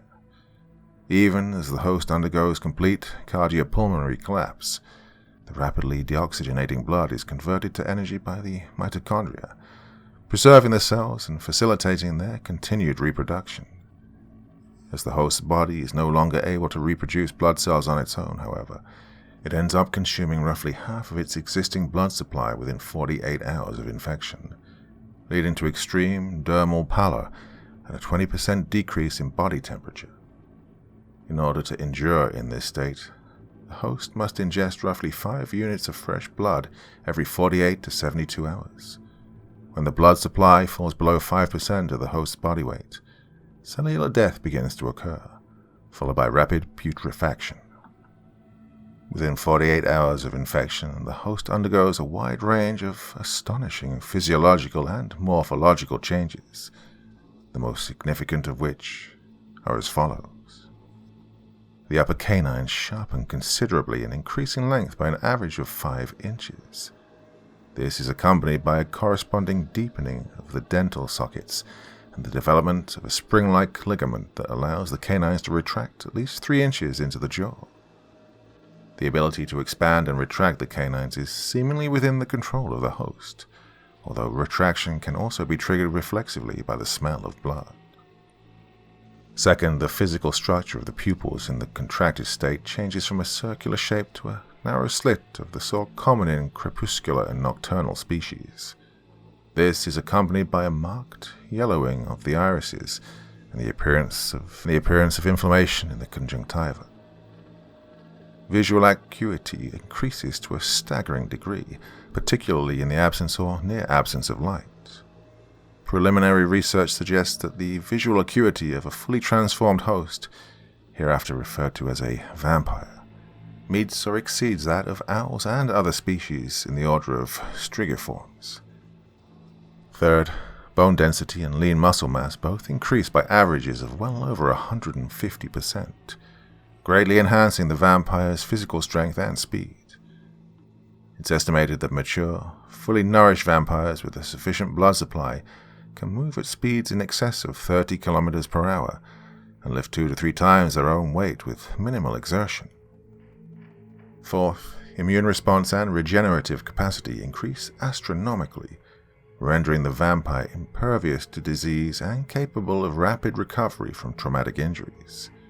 At the same time, external tissue becomes extremely photophobic, so much so that a typical skin cell will completely disintegrate after 5 seconds of direct exposure to sunlight. Even indirect exposure, or exposure to artificial ultraviolet light, can cause fatal levels of damage. This accounts in large part for the vampire's nocturnal circadian rhythm. Fifth, the vampire develops lethal sensitivity to silver and silver alloys, external exposure to which, even in small quantities, results in severe burns that heal much more slowly than ordinary wounds, whereas internal exposure to those same quantities is often sufficient to destroy a vampire entirely.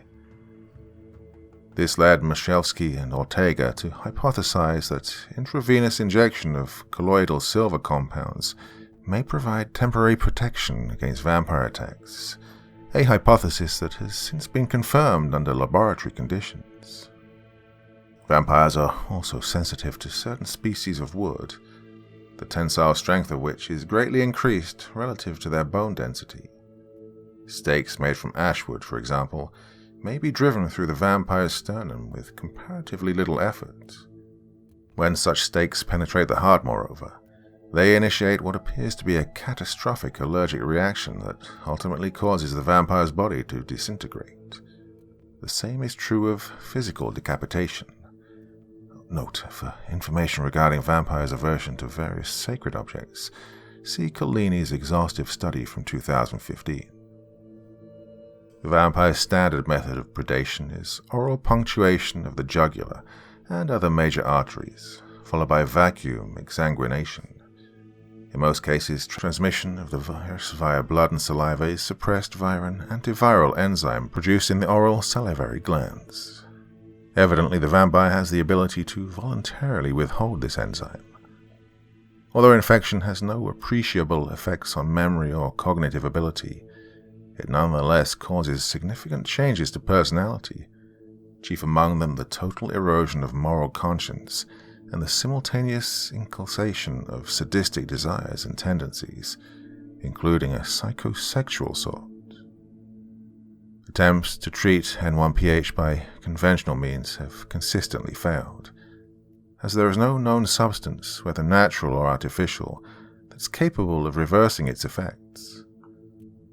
According to Michalski and Ortega, such an outcome would require staggeringly complex genetic intervention at the cellular level, which may well exceed the scope of our existing scientific ability. Cardinal Michelet was just finishing his second glass of 50-year-old Bordeaux when a tentative knock came at his chamber door. Enter, he called out with a belch, reaching for the bottle with fat, bejeweled fingers. The door opened, and a young, severe-looking Swiss guard crossed into the room. Your Eminence, he said with a stiff salute and a click of his heels. Ah, Brenner, come in, Michelet replied. The guard made to kiss his ring, but was swiftly rebuffed. No need, the cardinal huffed with a wave of his corpulent hand. Can I offer you a drink? No, thank you, Eminence, Brenner replied in a deferential tone, his eyes staring straight ahead. I am on duty. Ah, yes, duty, Michelet sniggered, pouring himself a brimming glass. Ah, suit yourself. It just leaves more for me. So, what news from our friends at the Institute? Brenner produced a folded piece of paper from his pocket and handed it to Michelet. This email was sent to Father Collini, he replied stiffly. Michelet unfolded the paper, his brow furrowing. Dear Father Collini, he read aloud. After much delay, I have finally managed to arrange a flight to Rome on the 14th of March. In the event I have not heard from you by the time of my arrival, please know that I will be making every effort to reach you in person at Santa Sabina. My itinerary is attached. Kind regards, O. Norcross. Michelet batted the paper with the back of his hand. Who is O. Norcross? Brenner cleared his throat. Evidently, she's a student of Simon Merchant's, he replied. She believes he is still alive and is coming to Rome to find him. And, is he still alive? Michelet inquired. No one knows, Brenner replied with a shrug. He's been missing for quite some time. Michelet said, pursing his lips. Has Collini seen this message? No, Your Eminence, Brenner replied. I intercepted it before he had the chance. Michelet nodded. And, to the best of your knowledge, does Collini have any intention of assisting this woman? I am not sure, Eminence, Brenner replied. Make sure that Collini reads this email, Michelet replied with a stern wag of his finger. When and if he responds, notify me immediately. You're dismissed. Michelet watched Brenner leave, his mouth pulling itself into a malevolent leer.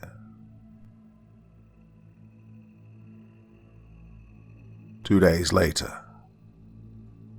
All at once dozens of coffins began to stir as pale, raven-clawed fingers emerged from the funereal darkness within.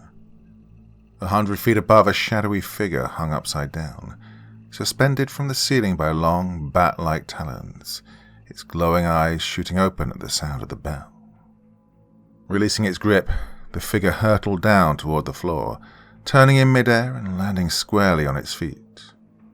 All around the crypt, the undead rose from their damp, mildewy beds, arranging themselves into soldierly lines before their master. To his left stood the reanimated corpse of Father Gerard O'Hara, its leering face drained of blood, its eyes soulless, predatory, black as coals. The master pointed a knife-like finger at his lieutenant and croaked through ancient fangs. Speak. The vampire O'Hara bowed reverently and turned his sulphurous eyes to the army of fiends, the vast majority of whom were dressed, like O'Hara, in clerical garb. The battle has begun, he thundered. The corrupt priest and the fallen knight have betrayed the church of filth and shit, and delivered our enemies to us. A whore is coming to Santa Sabina in search of a dead priest. She is the bait that shall lure Collini to his doom. The assembled fiends chortled, their laughter echoing maliciously through the tombs.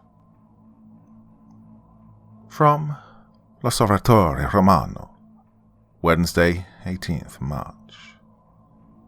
Vatican City. Vatican authorities are reporting the disappearance of Cardinal Secretary of State Francisco Rovino, who has been missing since Tuesday. According to Cardinal Undersecretary Jean-Baptiste Michelet, Rovino was last seen in his chambers at the Apostolic Palace shortly after 5 p.m. Monday evening. Suspicions were aroused when the Cardinal Secretary failed to appear for regularly scheduled meetings for the following morning. Rovino's disappearance is the latest in a series of still unexplained murders and missing persons incidents that began in January, at least 6 dozen of which have involved members of the clergy. As of this writing, no leads have been reported by the Gendarmerie or the Italian police. The taxi lurched to a stop, rousing its solitary passenger from the heavy sleep that had overtaken her during the ride from Fiumicino Airport. Olivia Norcross slowly opened her eyes and glanced out the window. Night had fallen in Rome, bringing with it a dense fog that draped itself over the city like a shroud, blurring every angle and edge in its wake. "Ecco qui, signora," said the driver in a weary voice. "We are here." Still exhausted from the long transatlantic flight, Olivia yawned deeply and pulled herself upright. Turning forward, she immediately beheld the driver's bored, expressionless eyes staring at her in the rearview mirror. Fat raindrops plunked on the roof of the cab. "This is Santa Sabina?" she inquired sleepily, arching her back slightly in a stretch. "Si," the driver replied. "Fare is at €25. Olivia nodded and began rummaging around in her purse.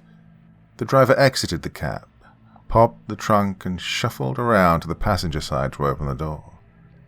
The moment he did so, the entire cab was flooded with wet chill. Olivia shuddered and pulled the collar of her coat tightly against her pale neck as she slid out of her seat. "Cold night," she muttered as the driver reached into the trunk for a bag. "Si," he replied laconically, lowering her luggage to the sidewalk. Olivia paid the fare and thanked him, smiling courteously. The driver closed the trunk with a grunt and hurriedly returned to his cab. Olivia watched as he sped away up the Clivo de Publicia, his brake lights quickly vanishing into the gloomy distance. All at once she found herself all alone on the deserted, fog-bathed street with the silhouette of the basilica looming ominously above her. She knew that Father Paolo Collini dwelled somewhere nearby, but finding him in such conditions would not be easy. Picking up a bag, Olivia pulled her cell phone from the pocket of her coat. After locating the number for the Dominican chapter house, she tapped the green call button with her thumb and waited for someone to pick up. No one did. "Damn it," she hissed under her breath, stuffing the phone back into her pocket with a huff before taking a few furtive steps the general direction of the basilica, her footfalls echoing over the otherwise silent street. A few moments later, she stopped abruptly in her tracks. About 30 feet away, she saw a long, human-shaped shadow standing motionlessly in the fog. "Hello?" she said apprehensively, peering into the gloom with narrowed eyes. "Miss Norcross, I presume," the shadow replied in a rich Italian accent. Yes," Olivia stammered. "Father Collini?" The old friar stepped forward into the weak glow of a street lamp, his robes wafting in the icy air. "Welcome to Roma," he said with a sad smile, his eyes twinkling kindly. "You must be quite exhausted." Olivia heaved a sigh of relief as she approached. "Thank God," she muttered. "You have no idea how happy I am to see you, Father." Just then a voice emerged from the shadows beyond Collini. "Why, what business could a pretty young American girl possibly have with this mummified old turd?" it said with a menacing chuckle. Olivia felt a pang of dread slither up her spine as Collini glanced about wildly. "Who is there?" he yelled with a start. Peering closer at the shadows, the two of them saw what appeared to be several human-shaped forms, their features eerily obscured. All at once, peals of villainous laughter erupted from the darkness. Collini grabbed Olivia by the shoulders and stared directly into her eyes.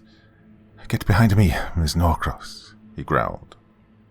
Olivia heeded his command immediately, craning to look over his shoulder, and she saw the 5 figures move forward into the light. Though their features remained mostly hidden in shadow, Olivia could make out the white rings of Roman collars at their necks. "Do you need to make a confession, my dear?" the one at the center sneered.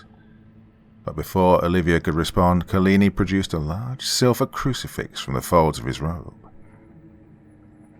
"Save your servant, O Lord, who trusts in you," he thundered, raising the crucifix above his head. "Let him find in you a fortified tower in the face of the enemy."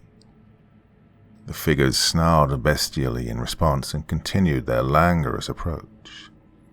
"Let the enemy have no power over him," Collini intoned forcefully. Somewhere behind him a new voice came in reply. "And the sons of iniquity be powerless to harm him." Collini's brow furrowed in confusion. "The Lord, send him aid from your holy place," he continued tentatively. Again the voice replied, "And watch over him from Zion." "I know that voice," Olivia muttered to herself. A moment later she heard a thunderous sound. All at once the entire street was flooded with blinding light, exposing the true forms of the figures that had menaced her from the shadows. Though dressed in the garb of priests, the beings that appeared before her horrified gaze were as pale as snow, with glowing cat-like eyes and bloody lips that curled over rows of razor-like fangs. Before she could even scream, the one at the center had bellowed hideously. Looking over her shoulder and shielding her eyes, she saw 2 enormous spotlights mounted on tall pylons. Below them stood what appeared to be a platoon of armored soldiers led by a tall, handsome man dressed in the colorful uniform of the Pontifical Swiss Guard. To his right, a familiar face beamed at Olivia from the fog. "Simon!" she gasped, her knees buckling.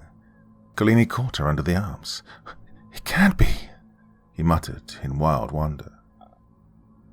Merchant took a step forward and raised his hands toward the dark heavens. "Lord, heed my prayer," he exclaimed in a booming voice. "Let my cry be heard by you," the soldiers replied in unison. The leader of the soldiers rushed forward, giving Collini a quick nod and taking Olivia by the arm. "I am Captain Ossing. You need to come with me right now," he said firmly. "Simon! Simon!" Olivia screamed as he began to lead her away. Momentarily meeting her eyes, Merchant mouthed the words, "It's okay," and smiled reassuringly before returning his steely eyes to the approaching vampires. And with that, she drifted out of consciousness. Merchant soon found himself shoulder to shoulder with Collini, who gawked at him with slack-jawed astonishment. "Hello, Father," Merchant said in a near whisper without taking his eyes off his undead foes. Before the latter could respond, Merchant had raised his hands and made the sign of the cross. The apparent leader of the vampires took another step forward. "Who are you?" the vampire hissed, seething with rage. Merchant responded in a thundering voice. "O Lord, despise not my petition, but in your mercy hear and answer me. I call upon your servant Ignatius, in league with the holy angel Shimshashel, to bind this creature to my will." The vampire's face went blank as it fell motionlessly to its knees. "Seize him," Merchant growled over his shoulder. And with that, the dark streets of Rome erupted into war between the living and the undead.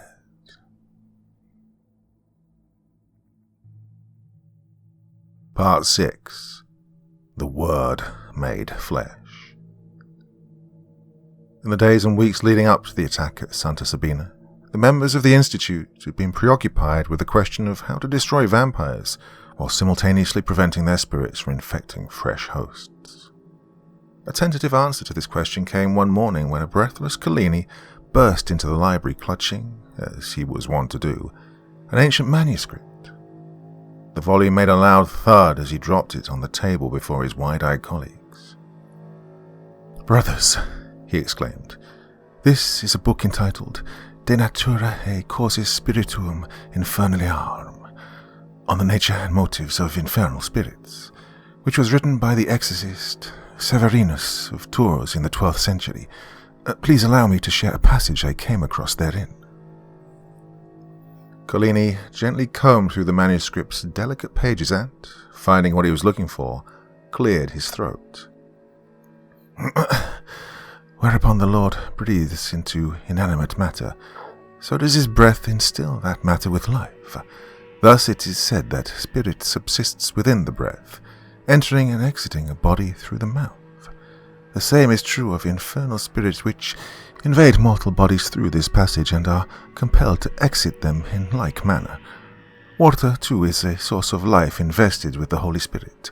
Thus no infernal spirit that roams abroad on the earth may cross running waters, nor may a demon pass over a threshold that houses the Holy Eucharist, or which bears the sacred sign of his death and resurrection." Collini looked up at his colleagues and was met with bemused stares. "I don't understand," Ortega said after a moment. Collini sighed impatiently. "Think about it," he replied. "If what Severinus says is true, then preventing reinfection is a matter of denying access to the mouth." "That's utterly absurd," Mishevsky scoffed. Ossing shot him a hard look. "I suppose you have a better idea, Sebastian." "Let's keep an open mind, gentlemen," Nguyen said with a frustrated wave of his hands. "How do you propose we accomplish this, Father Collini?" Collini smirked. "I presume that creating a barrier of running water over the mouth is impracticable," Collini replied. "What about a silver mask that is marked with the cross and contains a small fragment of consecrated host?" Nguyen thought for a moment. "Something like this would be very easy to fabricate." "To be clear, Paolo," Ortega said, "your hypothesis is that such a mask will prevent a demonic spirit from entering a new body." "Indeed," Collini replied decisively. Once again Milshevsky scoffed, but was quickly silenced by Ossing. "Assuming the letter of the text is accurate," he said, "I see no reason why this shouldn't work, or, in any case, how it would possibly hurt us to give it a try." "And how do you propose to do that?" Milshevsky retorted smugly. "By compelling yet another terminally ill soldier under your command to serve as a guinea pig." "Let me handle that," Ossing growled. "Nguyen, how soon can you fabricate a prototype?" "Within a day or two at the most," Nguyen replied. "Then it's settled," Collini said with a self-satisfied grin. Captain Ossing was just sitting down to dinner in his quarters at San Martino when a loud knock rang out from his door. "Enter," he said with a frown. A young Swiss guard burst into the room.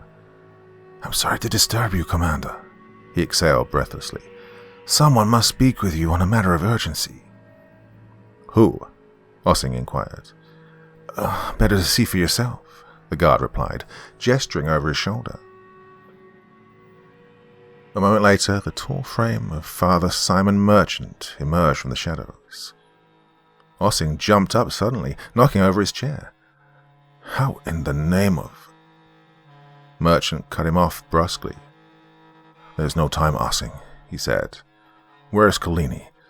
I've called upon him at Santa Sabina, but none of the brothers know his whereabouts." I haven't the faintest idea," Ossing stammered. Wait, yes. Tonight's the night he was due to meet with a student of yours, Miss Norcross." "A trap has been set," Merchant replied. "You must summon your men at once." After watching their ostensive leader fall limply to the cobblestones and be dragged away in chains by a cadre of Swiss guard, the remaining vampires set forth, piercing shrieks, and dispersed with blinding speed in all directions. "Come with me, Father Collini," Merchant exclaimed, grabbing the old friar by his arm and ushering him to the rear of the soldierly lines. The assembled Swiss Guard looked about confusedly over their silver masks, their helmet-mounted lights cutting chaotic rifts through the deep shadows. No sooner had one of them mouthed the words, "Where are we?" when he was set upon from above by a hulking vampire dressed in the robes of a Benedictine monk. The vampire grabbed his neck and, with a hideous snap, broke his neck into jagged splinters. With a startled cry, the fallen guard's colleagues immediately turned their weapons upon the fiend, unleashing a fearsome volley of bullets. The creature's body shook violently with the impact, even as it made a desperate leap into the shadows. Somewhere in the darkness, the guards observed tiny flames erupting from its wounds. "Ceasefire! Back to back!" Ossing thundered. His stunned men stumbled clumsily into position. "Turn the lights upward." The enormous spotlights were slowly directed toward the rooftops, where 3 figures stood perched on foggy precipices. "Fire at will!" Ossing exclaimed, and the night exploded in a torrent of vicious gunfire. Somewhere in the distance, the approaching whine of police cruisers became audible over the din. "Corporal Hirschi," Ossing yelled over his shoulder. "Get Central Command on the phone and tell them to do something about the cops. Stieglitz, prepare the hoses." "I'll handle that, Ossing," Merchant cried over the clamor, but Ossing did not hear him. No sooner had Merchant closed his mouth when all 3 of the figures plummeted like stones toward the guards, their monstrous frames riddled with burning bullet holes, their faces quickly turning black as poisonous silver worked its way through their dead veins. In a flash, one of them pounced upon a guard, grabbing his gun and driving it upward through the man's mouth. The barrel exploded through the guard's skull as a sickening sheet of blood and brain matter burst into the cold night air. Without hesitation, 2 of his brothers-in-arms took aim at the fiend's face and blew its skull clean off its shoulders. The remaining vampires staggered impotently toward the guards, who continued to rend their bodies to pieces with unceasing fire. "Hose them," Ossing said, flatly. Heeding his superior's command, Lieutenant Stieglitz and his men activated 2 large hoses and blasted the vampires with a powerful flood of holy water. In a matter of seconds, their bodies burst into flame and melted into slimy piles of disintegrated flesh.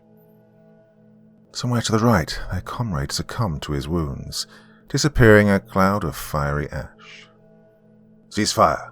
Ossing barked, and all at once the street fell silent.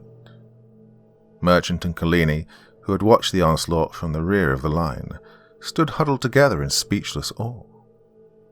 "Where are the people?" Collini whispered. "So much noise, and yet—" The question roused Merchant from his stupor. "Oh, yes, well," he replied with a cough. "I may have had something to do with that." The 5 superiors of the Pontifical Institute for Occult Studies gazed with glassy, unbelieving eyes at the figure before them. The figure of a man whom they'd long since presumed to be dead, or worse. Even for them, the story he'd just finished telling was astonishing beyond words. "I do not pretend to know why I've been chosen in this way," Merchant stated quietly, "but it definitely wasn't for my scientific prowess. That dubious honor belongs to our unfortunate former colleague, Father O'Hara. It seems, though, that I don't quite understand this either." Milshevsky spoke up after a prolonged and awkward silence. "I am a cynical man, Simon," he said gently. "A skeptic even, but for all that, I believe your story." Collini nodded. "So do I," he said, "though I do not begin to understand it.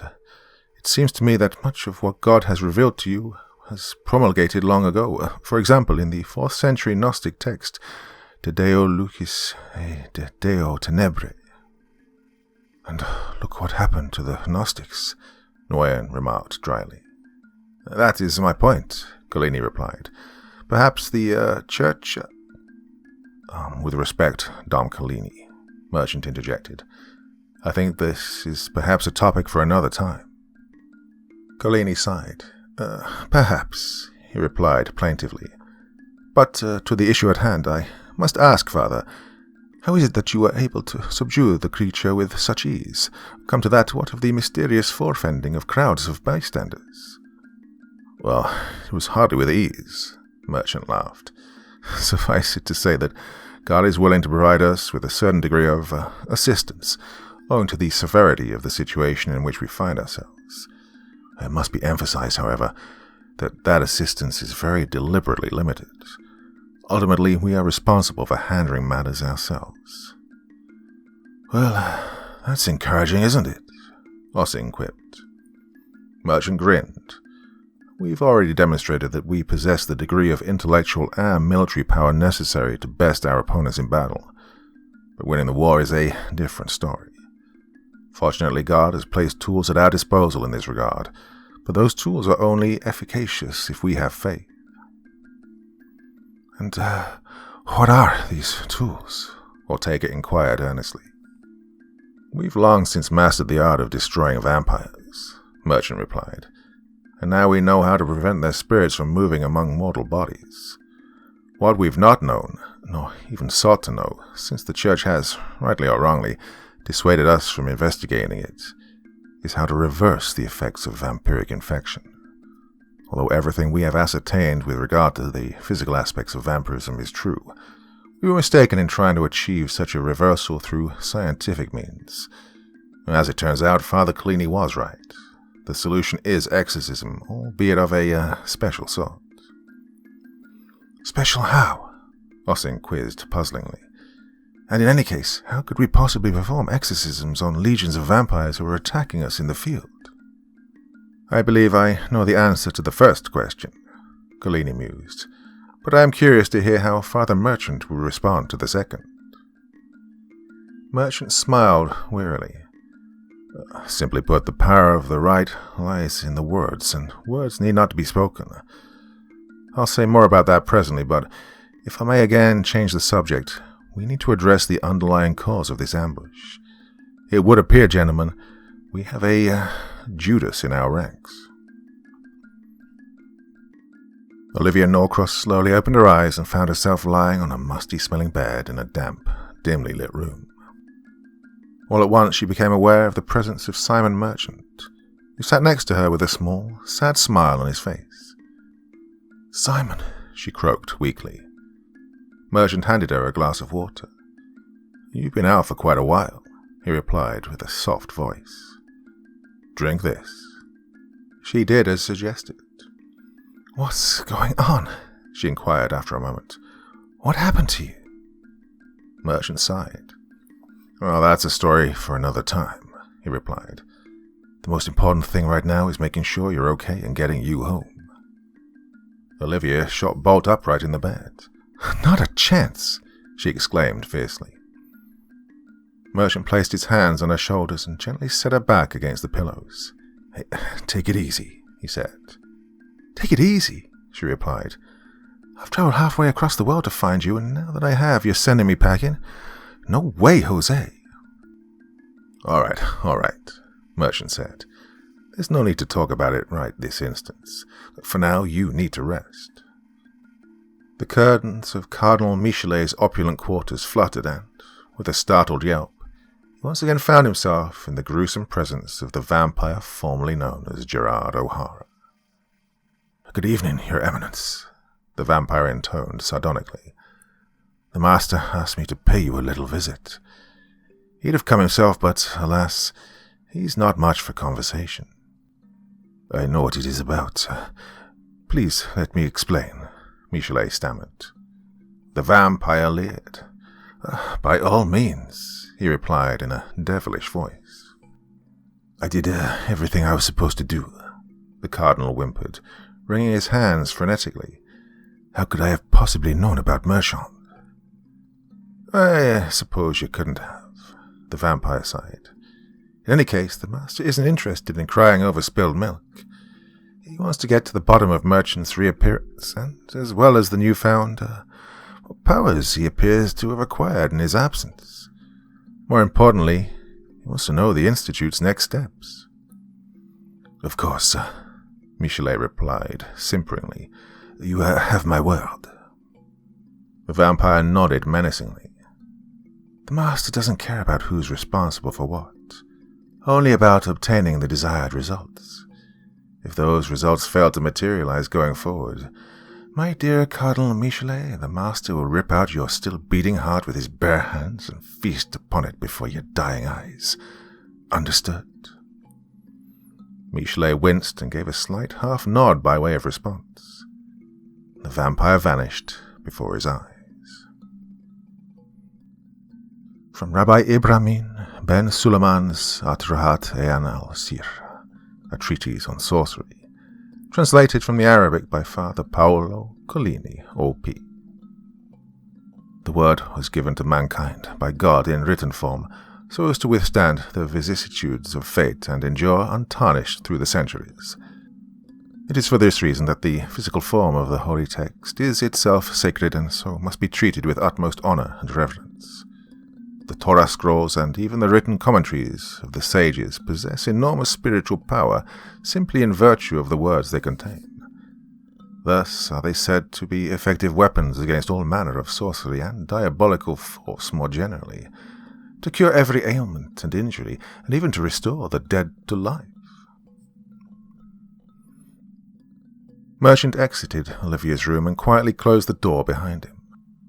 Dom Collini sat slumped in a chair in the hallway, his ancient face haggard and exhausted. "Is she all right?" Collini asked concernedly. Merchant nodded. "As much as can be expected," he replied with a sigh. "Good," Collini said. "I know you are as tired as I am, Father Merchant, but I wanted to speak with you in confidence about our earlier conversation." Merchant pulled up a chair and sat beside the friar. "Go on," he replied, rubbing his bloodshot eyes. "You spoke of an exorcism of a special sort," Collini said. "For lack of a better term, ordinary demonic possessions do not typically result in the destruction of the body, at least when exorcism is carried out quickly and successfully. This is not the case with vampiric possession, of course, which is one reason why my colleagues have looked askance at exorcism as a potential solution. If the exorcism of which you speak is special, it must be because it has the power to restore the possessed to life, body and soul." "You're correct, Dom Collini," Merchant responded flatly. "But how is this possible?" Collini asked. "No exorcism of this sort exists in the Roman Rite, nor in any sacramental text of which I am aware." Merchant nodded. "The exorcism in question is found in Holy Writ itself, or rather, Holy Writ is the means by which it's executed." Collini's brow furrowed. "I am afraid I do not follow." "This exorcism comes not from our tradition, but that of our forebears," Merchant replied.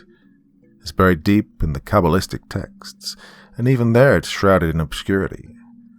While it is true that all of the religions of Abraham condemn the raising of the dead as necromancy, the Jews, or at least the greatest mystics of their line, made an exception in cases of vampirism." "Are you saying that there is a Jewish form of an exorcism rite that reverses the physical and spiritual symptoms of vampirism?" Collini asked, with astonishment. "Well, not a rite so much as a way of, using the power that is latent in the written text of the Bible itself," Merchant replied. "The mystics believe that the sacred words written on the physical page are capable by themselves of doing what rites and spoken incantations are not. Simply put, the exorcism works by injecting those words into the body of the vampire."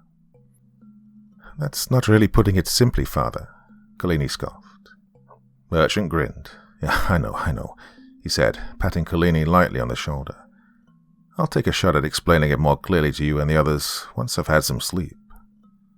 Failing that, perhaps you can call upon St. Ignatius of Loyola to do it for you," Collini replied, with a wink.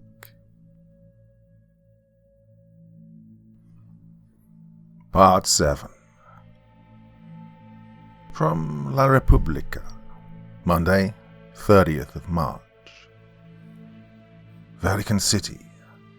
With Easter Sunday less than a month away, Vatican authorities are scrambling to ensure the safety of the estimated 170,000 persons expected to attend the papal Easter Mass at St. Peter's Basilica. The Holy See's efforts follow in the wake of the more than 100 unexplained murders and disappearances that have been reported in and around Rome since January, the vast majority of which have involved members of the clergy and other individuals linked to the Vatican. Among the missing are the eminent American biologist Father Simon Merchant, the Nobel laureate Father Gerard O'Hara, and Cardinal Secretary of State Francisco Rovino, the latter of whom has since been temporarily replaced by the Cardinal Undersecretary Jean-Baptiste Michelet. Rovino was last seen in his chambers at the Apostolic Palace shortly after 5 p.m., although it's unclear whether and to what extent the Vatican Gendarmerie is directly cooperating with Italian law enforcement to investigate these incidents. Representatives of both parties assure the public that diligent efforts are being made, despite the evident absence of actionable leads. Captain Ossing was abruptly roused from contemplation by the buzz of the smartphone on his desk. Glancing at the screen, he saw that he had received a text message from Sergeant Brenner, his second-in-command, and the Institute's principal emissary to the Secretariat. Earlier that day, Collini had reminded him that the Institute's weekly report for Cardinal Michelet was overdue, and that he needed to submit his own portion of said report post-haste. In customary fashion, Ossing had directed Brenner to carry out the perfunctory task on his behalf. He assumed that the present text was merely confirmation that the sergeant had done so. Ossing opened the text and, scanning its contents, found himself immediately perplexed. "I will be home later than usual tonight, my love," he read aloud. "I may have another surprise for you. Don't worry where the money is coming from." The message ended with a kiss emoji. Ossing's brow furrowed. What in the hell is this? Upon entering Cardinal Michelet's opulent quarters, Sergeant Emile Brenner was immediately besieged by a torrent of abuse. "You incompetent, you worthless peon," Michelet shrieked, his fat, beet-red face quivering with rage. "Do you take me for a fool?" Brenner stopped abruptly in his tracks and cocked his head. "Your Eminence?" he inquired innocently. I don't... "Silence!" Michelet bellowed furiously as he struggled to pull his bloated frame upright. "I am not paying you a king's ransom to overlook crucial intelligence. Oh, you bungling imbecile. Your espionage skills are non-existent." Brenner averted his eyes and stammered incoherently before Michelet cut him off, slamming his meaty fist into the desk with an echoing boom. "Stop sniveling and listen to me, you ignoramus. Holy Week will be here soon. From this moment forward, you will follow the Institute's every move without pause. You will stick to them like flies on shit. I want to know everything the moment it happens. No, before it happens. And if you fail me again, I will remove your head from your shoulders and deliver your empty skull to O'Hara myself. Do I make myself clear?" Brenner flinched. "Yes, Eminence," he replied sheepishly.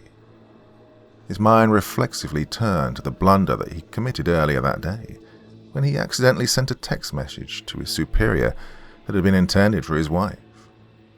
Michelet dismissed him with a wave of his sausage-like fingers. Just as the guard made to exit the room, a thought occurred to him. "Your Eminence," he blurted with a note of urgency, "there is something important I need to tell you."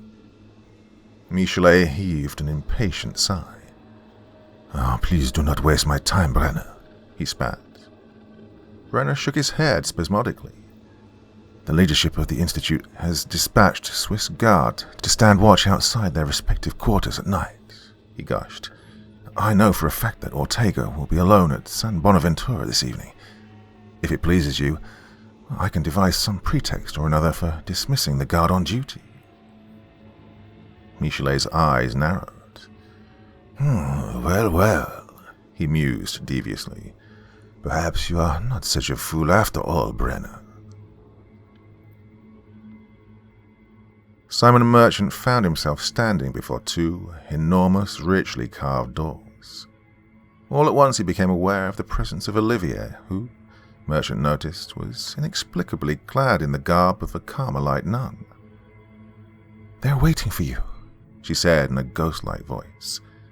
Her pale fingers gestured toward the doors, which opened with a slow, otherworldly creak to reveal rows of men in identical scarlet and black vestments, their faces hidden in the shadow. "It's the courier," Merchant thought to himself, stepping forward. As his eyes adjusted to the candle smoke gloom, he suddenly realized that the figures around him had the heads of jackals, their bestial yellow eyes flashing at him from the darkness, their lupine snouts dripping with snot and blood. Looking down at himself, Merchant saw that he was arrayed in papal garments and carrying a large golden mitre. Just then a booming voice erupted from somewhere out of sight. "The sign of the traitor is a kiss," it intoned. The Merchant awoke with a breathless start, his eyes bulging from their sockets. His bed was drenched in sweat. Around the same time Merchant awoke from his nightmare, Brenner was walking briskly through the ancient Franciscan cloister of San Bonaventura, where he soon came upon a young Swiss guard standing at attention outside the cell of Father Tomas Ortega. Upon noticing his presence, the guard pulled himself ramrod straight and clicked his heels.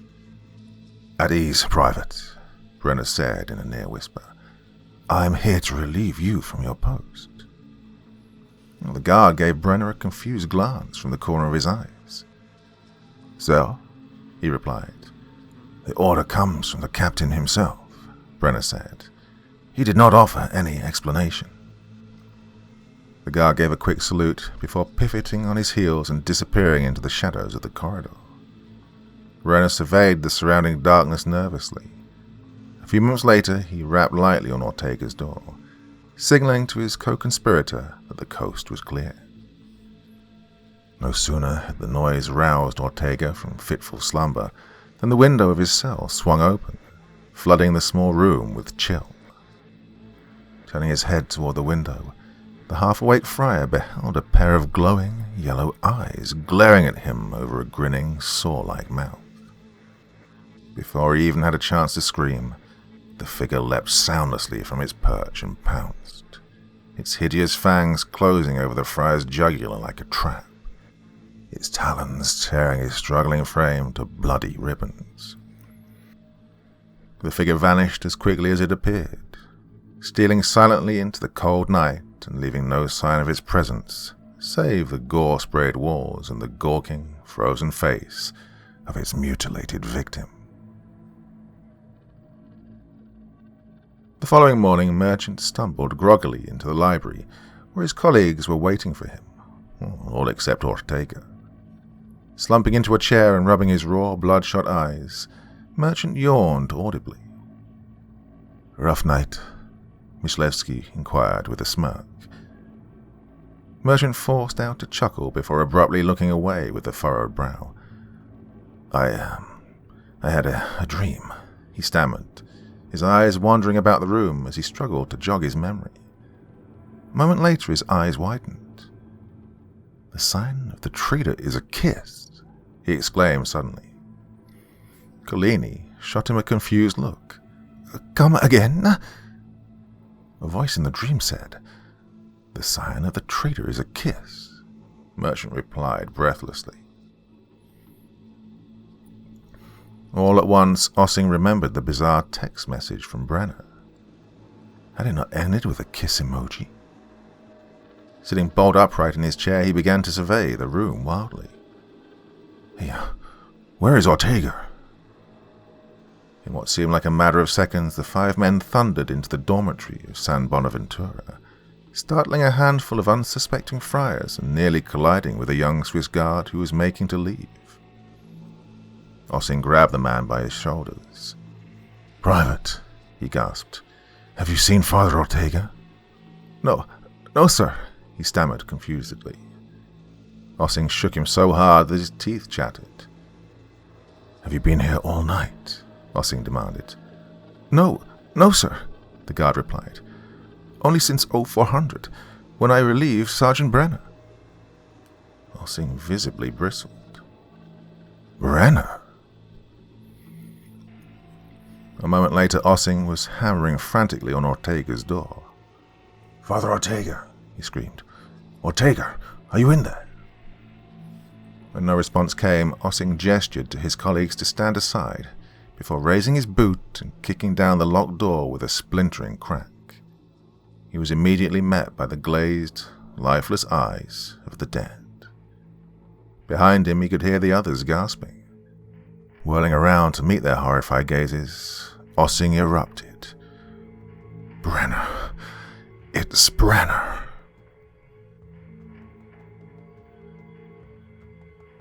Poland, the 13th century. The villagers chattered nervously among themselves as they surveyed the grisly sight before them.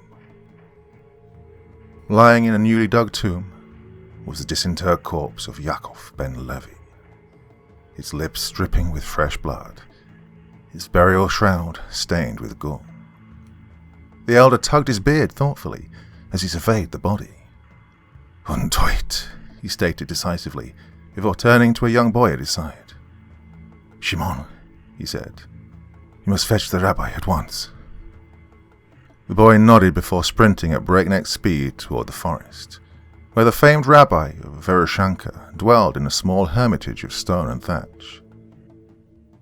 The rabbi was just sitting down to a cup of tea when the door swung open and the boy burst into the humble, book-filled room, clutching his side and gasping for air. "Master Rabbi," the boy wheezed, "you must come at once." The rabbi peered over his voluminous beard. "What is the meaning of this, child?" he growled. "Untitled," the boy wheezed. "Please, come."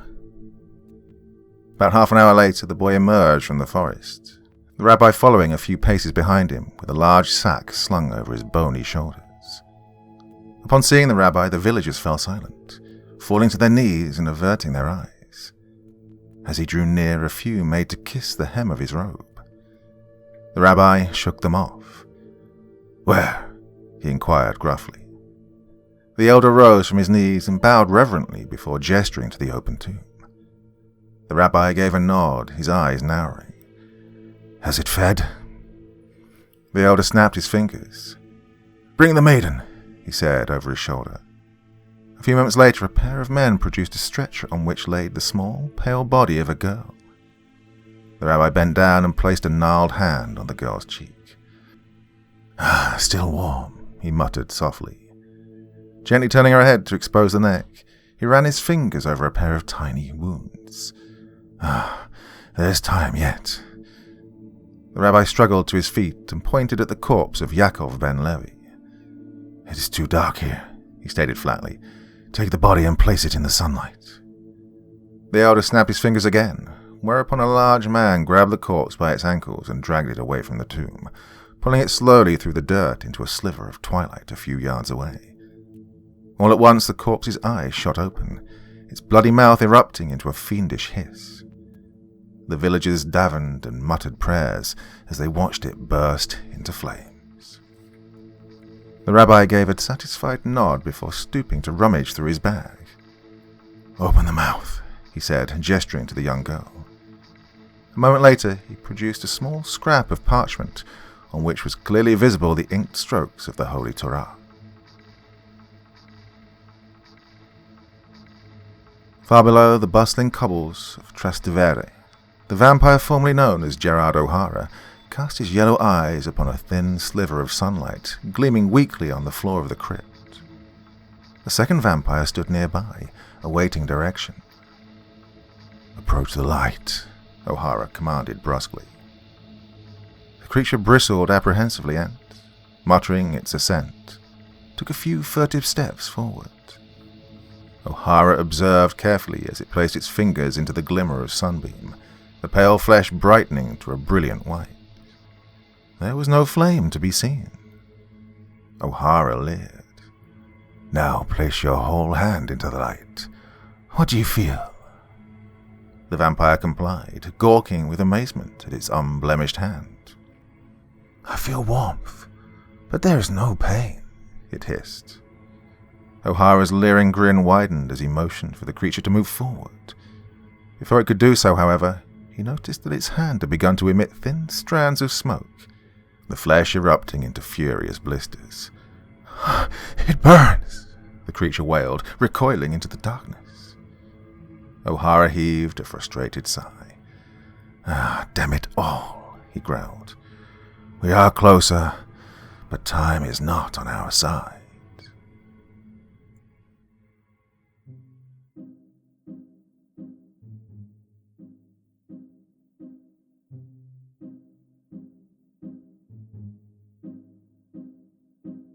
So, special shout out to Jan this evening. My son tells me that you don't believe I'm Dr. Creepen. Eh? Well, guess what? Yes, I am. Gotta believe it now, haven't you? Yeah, so special shout out to you there. So, when my son tells you stuff, you better believe him. And yes, I do know corpse, but not very well. Just a couple of highs over on Twitter. I can show that as well if you want. Well, my dear friends, anyway, back to business. Yeah, so that was Chapter 6.5, officially, of this wonderful, wonderful story. And whenever its author says more to me, then I'm on the case immediately. So, yeah, that's it for this evening. Just another 20-odd minutes into this one, but every chapter is getting more and more intriguing, don't you think?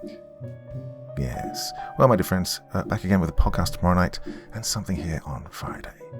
Till then, my dear friends, very, very sweet dreams, and bye-bye.